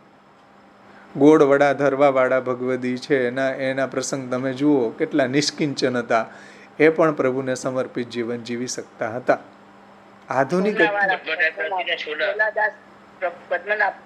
હા કેવા નિષ્કિંચન ભગવદીઓ પણ પ્રભુને સમર્પિત હતા. અને આપણે આટલા વૈભવવાળા 3 વર્ષના કેટલી પેઢીઓનું આપણે દ્રવ્ય છે, ધન ધાન્ય છે, પ્રોપર્ટી છે, તોય આપણે સમર્પિત જીવનની ન જીવી શકીએ.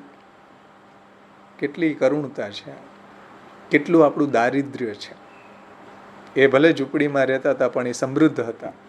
આપણી પાસે ભલે એટલો વૈભવ છે છતાંય આપણે પુષ્ટિ સંપ્રદાયની અંદર દરિદ્ર કહેવાય જો મહાપ્રભુજીની આજ્ઞા પ્રમાણે ભગવત સેવા ન કરતા હોઈએ તો. મોટા દરિદ્ર છીએ. અયમેવ મહામોહ હિદમેવ પ્રતારણા યત કૃષ્ણમ ન ભજેત પ્રાજ્ઞ શાસ્ત્રાભ્યાસ પરકૃતિ.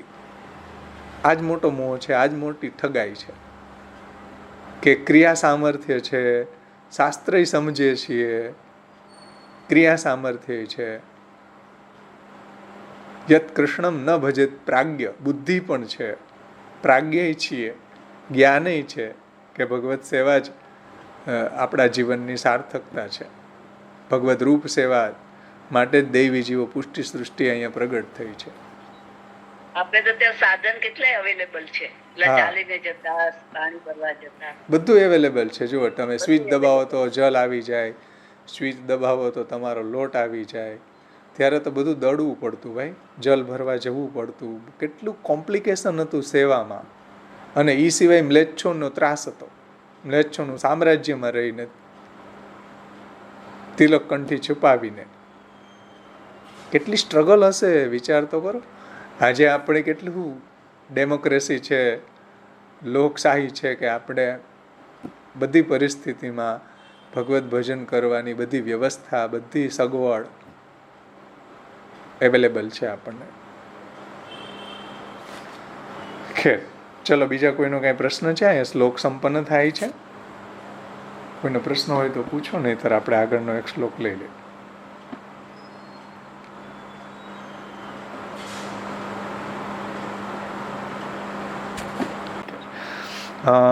આગળના શ્લોકની ઉત્થાનિકામાં ઋષિલાલજી સમજાવે છે કે ये विचार कियो जो पश्चाताप न करनो सो तो योग्य ही है. साची बात, चलो पश्चाताप न करवो જોઈએ. तथापि प्रथम 2 आज्ञा को उल्लंघन भयो है सो अपराध तो भयो ही है. तासो भगवान की अप्रसन्नता भई होएगी. केम के मैं પહેલા જે 2 આજ્ઞા ન પાડી એને કારણે ભગવાનના હૃદયમાં પણ થોડો ખટકો એવો રહ્યો હશે, થોડો અપ્રસન્નતાનો ભાવ પ્રગટ થયો હશે. તાકી નિવૃત્તિ ન હોય તબ પ્રભુ કહાં કરેંગે. એટલે તાસો ભગવાન કી અપ્રસન્નતા ભઈ હોએંગી, તાકી નિવૃત્તિ ન હોય એટલે જે ભગવાન થોડા પણ અપ્રસન્ન થયા હશે તો એ જે અપ્રસન્નતા છે એની નિવૃત્તિ કેવી રીતના થાય. તાકી નિવૃત્તિ ન હોય તબ પ્રભુ કહાં કરેંગે. ऐसो जो भय હોય, એવો જો ભય આપણા હૃદયમાં હોય સો કૈસે નિવૃત્ત હોય. આવો ભય હૃદયમાં પ્રગટ થઈ જાય કે ભાઈ આ અપરાધ થઈ ગયો મારાથી, ક્યાંય પ્રભુ મારી ઉપર અપ્રસન્ન તો થયા નથી ને. મહાપ્રભુજીના સંદર્ભમાં જે 2 આજ્ઞાનું પાલન ન થયું તો પ્રભુ મારી ઉપર અપ્રસન્ન તો થયા નહીં હોય ને. એવો જે હૃદયમાં ગિલ્ટી ફીલ થાય છે એ કેવી રીતના નિવૃત્ત થાય. सो कैसे निवृत्त હોય. ऐसी शंका હોય ताके लिए दूसरे विचार को उपदेश करत है.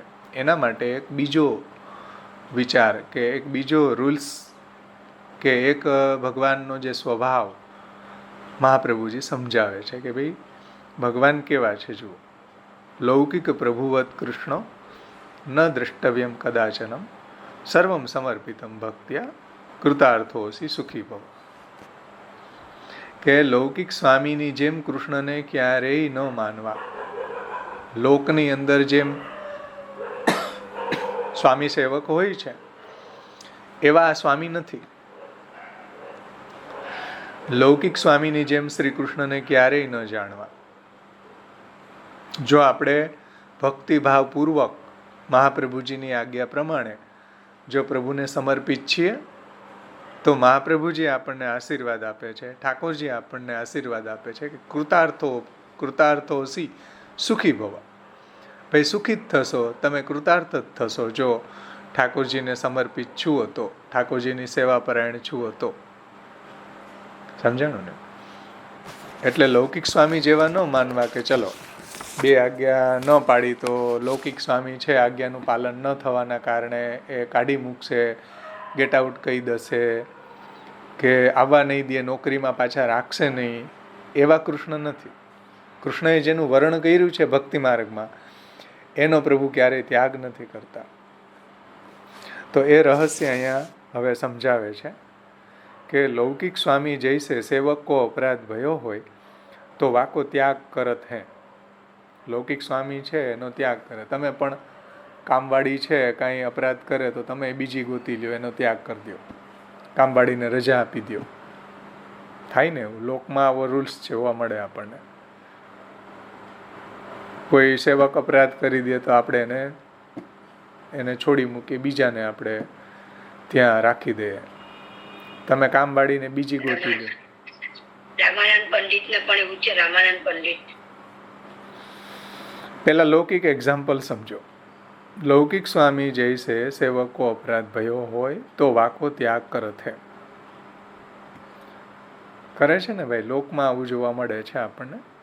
તૈસે પ્રભુ અપનો ત્યાગ કરેંગે એસો સંદેહ નાહી કરનો. એવી રીતના પ્રભુની મેં 2 આજ્ઞાનું પાલન ન થયું એટલે પ્રભુ મારો ત્યાગ કરી દેશે, કે મારાથી કોઈ અપરાધ થઈ ગયો, જેમ આપણે આપણા સેવામાં છે કે કોઈ આપણાથી એવી આજ્ઞાનું પાલન ન થયું, કે કોઈ અહંકાર થઈ ગયો, કે કોઈ એવો અપરાધ થઈ ગયો, ભગવાનને છોડીને આપણે ચાલ્યા ગયા લોકમાં આસક્તિને કારણે. આવા ઘણા બધા આપણા અપરાધો થતા જ રહેતા હોય છે. તો એને કારણે આપણને હૃદયમાં પશ્ચાતાપ થાય, ચિંતા થાય, કે ગિલ્ટી ફીલ થાય, થવી જોઈએ જો સેવક હોય તો. તો એનું નિવારણ કઈ રીતે મહાપ્રભુજી કરે છે કે આપણા ઠાકોરજી છે એ કોઈ લૌકિક સ્વામી જેવા નથી કે ચાલો એક અપરાધ થયો ને આપણને ગેટ આઉટ કહી દે, કે સેવામાંથી બહાર કરી દે, કે હવે સેવા જ નહીં લઉં જા. એવા આપણા સ્વામી નથી. ऐसे जतावे के लिए कहते हैं कि लौकिक स्वामी वत फलरूप श्री कृष्ण काहू दिन नाही जानने. લૌકિક સ્વામી વત ફલરૂપ કૃષ્ણ, આપણા કૃષ્ણ જે છે એ તો ફલરૂપ છે, સદાનંદ છે. આપણા એવા અપરાધોને તો એ નિગ્લેક્ટ કરે છે, ક્યારેય એના સામે દ્રષ્ટિ પણ નથી કરતા. ફલરૂપ છે શ્રી કૃષ્ણ કાહુ દિન નાહી જાનને. એટલે આવા લૌકિક સ્વામી જેવા ફલરૂપ કૃષ્ણને કોઈ દિવસ વિચારવા નહીં, કોઈ દિવસ જાણવા નહીં. इतने लौकिक में स्वामी प्राकृत હોય વેસુ અંગીકૃત કો પરિત્યાગ કરે. લૌકિક સ્વામી જે છે, લૌકિકમાં જેમ સ્વામી છે એ પ્રાકૃત છે, લૌકિક છે, પ્રકૃતિજન્ય છે, રાજસ તામસ સાત્વિક ગુણોના મિશ્રણથી જે બનેલા છે, જગતું ત્રિવિધમ પ્રોક્તમ, તો એ પ્રાકૃત છે, પ્રકૃતિજન્ય છે, ભૌતિક છે. કૃષ્ણ એવા નથી. કૃષ્ણ તો પ્રાકૃત ધર્માનાશ્રયમ અપ્રાકૃત નિખિલ ધર્મ રૂપમિતિ કૃષ્ણ છે. લૌકિક સ્વામી પ્રાકૃત હોય વેસુ અંગીકૃત કો પરિત્યાગ કરે. ગમે એવો એને આશ્વાસનમાં આપ્યું હોય કે હું તને છોડીશ જ નહીં નોકરીમાંથી, ગમે એ રીતે એનો અંગીકૃત કર્યો હોય, પણ એ ફરીને ઊભો રહે. થાય ને એવું લોકમાં જુઓ. પાર્ટનરશિપ કરી હોય કોઈની, પૈસા આવી જાય પછી ફરીને ઊભો રહે. થાય ને આવું. કેવા કેવા જોવા મળે આપણને આપણા જીવનમાં, કેવા કેવા અનુભવ થતા જોવા મળે. કેટલો વિશ્વાસ એની ઉપર કરેલો હોય, કેટલી પાર્ટનરશિપ એની સાથે કરી હોય, કેટલો આપણે એનું માન જાળવ્યું હોય, છતાં એ લોકો ત્યાગ કરી દેતા હોય, દગો આપી દેતા હોય છે. લોકમાં આવું જોવા મળે જ છે આપણને. ભાઈ ભાઈને દગો આપી દે, પેરેન્ટ્સ બાળકને દગો આપી દે, બાળક પેરેન્ટ્સને દગો આપી દે. આવા રિલેશનોમાં આવી ધોખાધડી છે. જુઓ હવે ક્યાં જવું. એટલે અહીંયા દ્રષ્ટાંત આપે છે કે ભાઈ લૌકિક જે સ્વામી સેવકના રિલેશનો છે એ આવા છે કે પ્રાકૃત હોય વેસુ અંગીકૃતિ કો પરિત્યાગ, અંગીકૃત કો પરિત્યાગ કરે હે. સો સંભવિત હે, લોકમાં સંભવ છે, પરંતુ યહાં તો પ્રભુ અલૌકિક સ્વામી હે. આપણા કૃષ્ણ જે છે એ ફલરૂપ છે, અલૌકિક સ્વામી છે, જે પ્રાકૃત ધર્માનાશ્રય, જેની અંદર પ્રાકૃત ધર્મો નથી આવા કે આપણું આવી નાની નાની ભૂલોને જોઈને આપણો ત્યાગ કરી દે. એવા પ્રાકૃત સ્વામી કૃષ્ણ નથી. એવા જો ભૂલોને પ્રભુ ધ્યાનમાં લેતા હોય તો આપણે સેવા જ ન કરી શકીએ. તો આપણે પ્રભુને સમર્પણ કે પ્રભુની ભક્તિ કે પ્રભુના શરણાગત જ ન થઈ શકીએ. એવી વસ્તુને જો ધ્યાનમાં લેતા હોય તો પ્રાકૃત હોય वे શું अंगीकृत को परित्याग करे हैं सो संभवित है, परंतु यहाँ तो हमारे प्रभु है वो अलौकिक है. अलौकिक स्वामी હોય वे શું વિनको અંગીકાર કાલત્રય में નિત્ય है. આપણા પ્રભુએ જે આપણું વરણ કર્યું છે, જે અંગીકાર કર્યો છે, ત્રિકાલ અબાધિત છે. ત્રણેય કાલમાં નિત્ય અંગીકાર છે. જે ગુસાઈજી વિજ્ઞપ્તિમાં કહે છે, એ બધા શ્લોકો પુરુષોત્તમજીએ ટાંક્યા છે. અંગીકૃતિ છે નિત્યા, પ્રભુએ આપણો અંગીકાર નિત્ય કરેલો છે, ત્રિકાલમાં કરેલો છે, ભૂત ભવિષ્ય વર્તમાન ત્રણેય કાલમાં કરેલો છે. એટલે પ્રભુ આપણો ત્યાગ નહીં કરે ક્યારેય. એટલે સેવામાં અપરાધ બોધથી ડરવું નહીં, ભગવત સેવા પરાયણ થઈને રહેવું. કેમ કે જો ભગવત સેવા પરાયણ થઈને રહેશું તો પ્રભુ આપણા અપરાધો છે, આપણા અપરાધોની સામે જોશે નહીં અને કૃતાર્થોસી સુખી ભવ. જો આપણે ભગવત સેવા પરાયણ છીએ તો કૃતાર્થ છીએ અને સુખી જ થશું. સમજો, મહાપ્રભુજી આવો વરદ હસ્ત આપણા મસ્તક ઉપર ધરી રહ્યા છે કે સુખી ભવ. કેટલું મોટો આશીર્વાદ આપણા આચાર્ય ચરણો આપણને આપે છે કે જો ભગવત સેવા પરાયણ રહેશો તો સુખી જ થશો, તો પ્રભુ તમારા કોઈ અપરાધ સામું જોશે નહીં. જો આપણે પ્રભુની સેવા પરાયણ રહેશું તો પ્રભુના સુખનો વિચાર હશે, સ્વામી સંતોષજનિકા સેવા કરતા હશું, પ્રભુને અનન્ય શરણાગત થઈને રહેશું તો આપણા એવા પ્રમાદ વસાદ અપરાધ થઈ જશે કે આપણને મર્યાદા માર્ગ જેવો વૈરાગ્ય નહીં હોય કે આપણી કાંઈ લૌકિક આસક્તિ હશે તો પ્રભુ એની સામું જોશે નહીં અને પ્રભુ આપણી સેવાનો જ અંગીકાર કરશે. એટલે મહાપ્રભુજી આશીર્વાદ આપે છે કે જો ભગવત સેવા પરાયણ છુઓ તમે તો પ્રભુ કોઈ આપણા અપરાધ સામું નહીં જોઈને કૃતાર્થોસી સુખી ભવ. એક વરદ હસ્ત આપણા મસ્તક ઉપર પ્રભુ અને મહાપ્રભુજી ધરે છે કે સુખી જ થશો. और अंगीकृत को त्याग करवे की संभावना हूँ नहीं है और तेरे ऊपर प्रभु की कृपा हती तासु ही तेने भक्ति मार्ग के अनुसार सर्व समर्पण कियो है भाई.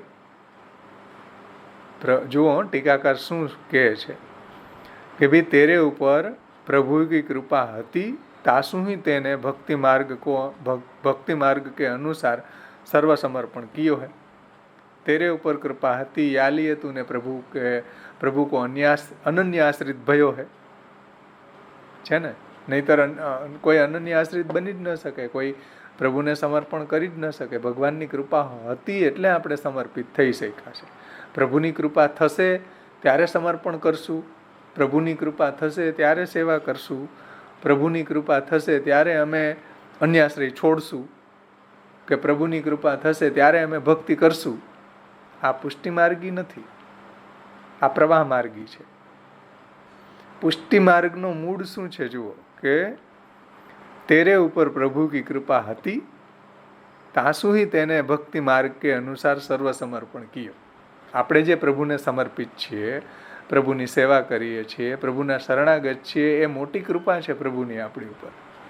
હવે તમે એમ કહો કે કૃપા થશે ત્યારે આમ કરશું ને અધિકાર થશે કે અધિકાર હોય તો કરીએ. હવે અધિકાર પહેલા આપી દીધો મહાપ્રભુજી આપણને બ્રહ્મ સંબંધ વખતે સેવાનો. હવે શા માટે આવું વિચારો છું એમ? જો ટીકાકારના શબ્દો જુઓ, મારા નથી આ શબ્દો.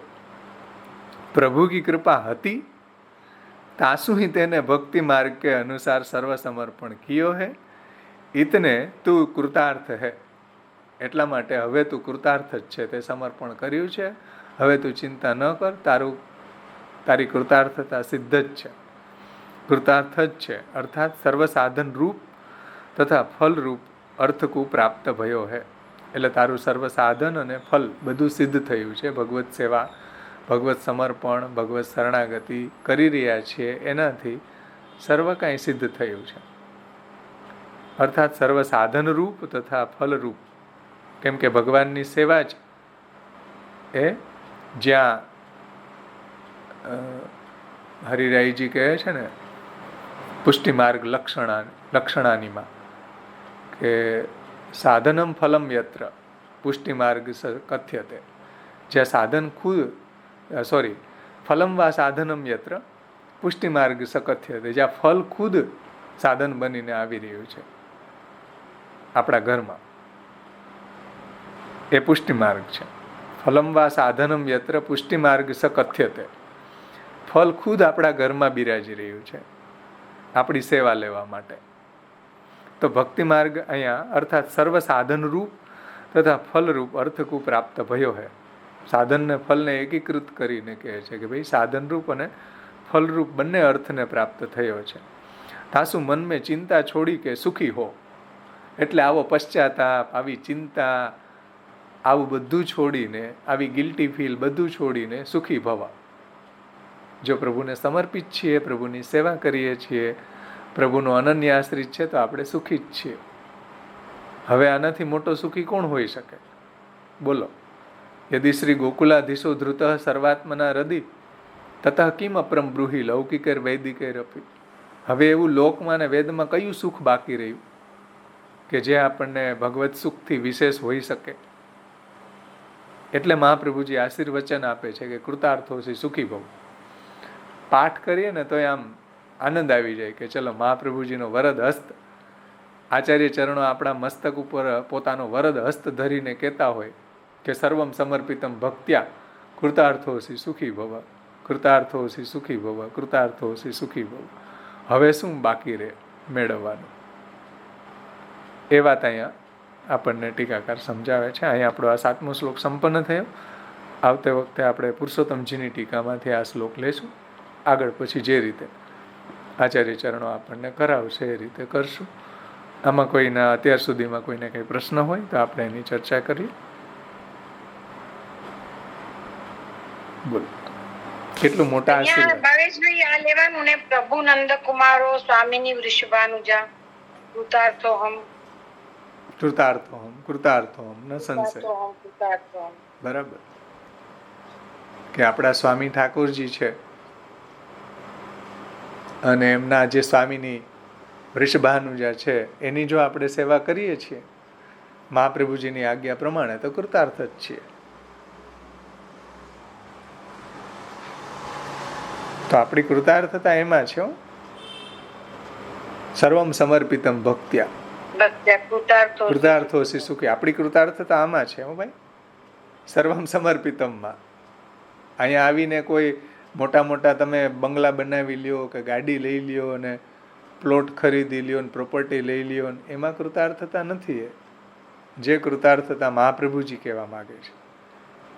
ભાઈ તમે એમ કહો કેટલું અમે પ્રોપર્ટી લઈ લીધી, હવે અમે કૃતાર્થ થઈ ગયા. હમણાં એક વૈષ્ણવે કહ્યું કે અમે 4 વ્હીલ ઉતારી, મને ફોન કર્યો 4 વ્હીલ ઉતારી. મેં કીધું ઠાકોરજી કેદી ઉતારવા એ કયો? 4 વ્હીલ ઉતારી એનાથી શું મોટો શેર મારી દીધો ભાઈ? ઠાકોરજી પધરાવો ને તો ફોન કરો તો માય અમને આનંદ આવે કે ચાલો સર્વમ સમર્પિતમ ભક્ત્યા કૃતાર્થોસી સુખી ભવ.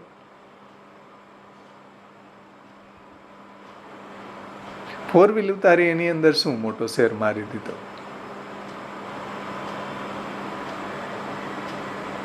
ઠાકોરજી પધરાવ આપણા જીવનમાં.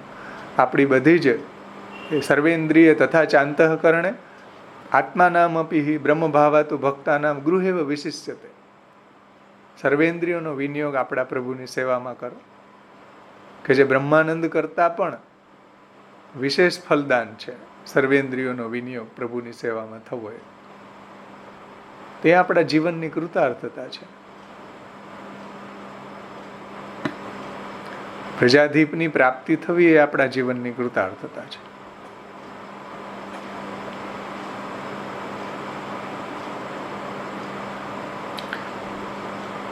ભગવદ રૂપ સેવાર્થમ તત્સૃષ્ટિ નાન્યથા ભવે તે આપણા જીવનની કૃતાર્થતા છે. સર્વદા સર્વભાવેન ભજનીયો વ્રજાધિપ સ્વસ્ય અયમેવ ધર્મો હિ નાન્ય ક્વાપી કદાચન એ આપણા જીવનની કૃતાર્થતા છે. યથા ભક્તિ પ્રવૃદ્ધા જ્યાં તથોપાયો નિરૂપ્યતે ગૃહે સ્થિત્વા સ્વધર્મત અવ્યાવ્રતો ભજત કૃષ્ણમ પૂજ્યા શ્રવણાદિભિ એ આપણા જીવનની કૃતાર્થતા છે. એ કૃતાર્થતા પ્રાપ્ત થઈ તો સર્વ કંઈ પ્રાપ્ત થઈ ગયું, અને એ કૃતાર્થતા પ્રાપ્ત ન થઈ તો કંઈ જ પ્રાપ્ત ન કર્યું, કંઈ જ હાસિલ ન થયું આપણા જીવનમાં. વૃથા તજ્જન્મ ભૂતલે, જે હરિરાયજી હા ના રાધો રાધિકા નાથ નચ દ્રષ્ટા સુબોધિની નાશ્રિતો વલ્લભાધીશો. રાઈટ, હા નાશ્રિતો વલ્લભાધીશો વૃથા તજ્જન્મ ભૂતલે. જો મહાપ્રભુજીનો દ્રઢ આશ્રય નથી એનો જન્મ અહીંયા વૃથા છે. ઠાકોરજીની સેવા નથી કરી એનો જન્મ વૃથા છે. અને સુબોધનીજીનું અધ્યયન નથી કર્યું એનો જન્મ વૃથા છે. હરી રહી છે એવું કહે છે. તો આપણા જીવનની કૃતાર્થતા એમાં છે કે આપણને આચાર્ય ચરણોનો દૃઢાશ્રય થાય, રાધિકાનાથ ભગવાન પરબ્રહ્મ શ્રી કૃષ્ણની સેવા પ્રાપ્ત થાય અને ભાગવતના ગૂઢ અર્થ આપણને મહાપ્રભુજીની કૃપાથી સમજાય, તો આપણા જીવનની કૃતાર્થતા છે. બાકી આપણા જીવનની કોઈ કૃતાર્થતા નથી. બાકી અહીં ધક્કો ખાધો, અહીંયા આપણે ધક્કો ખાધો.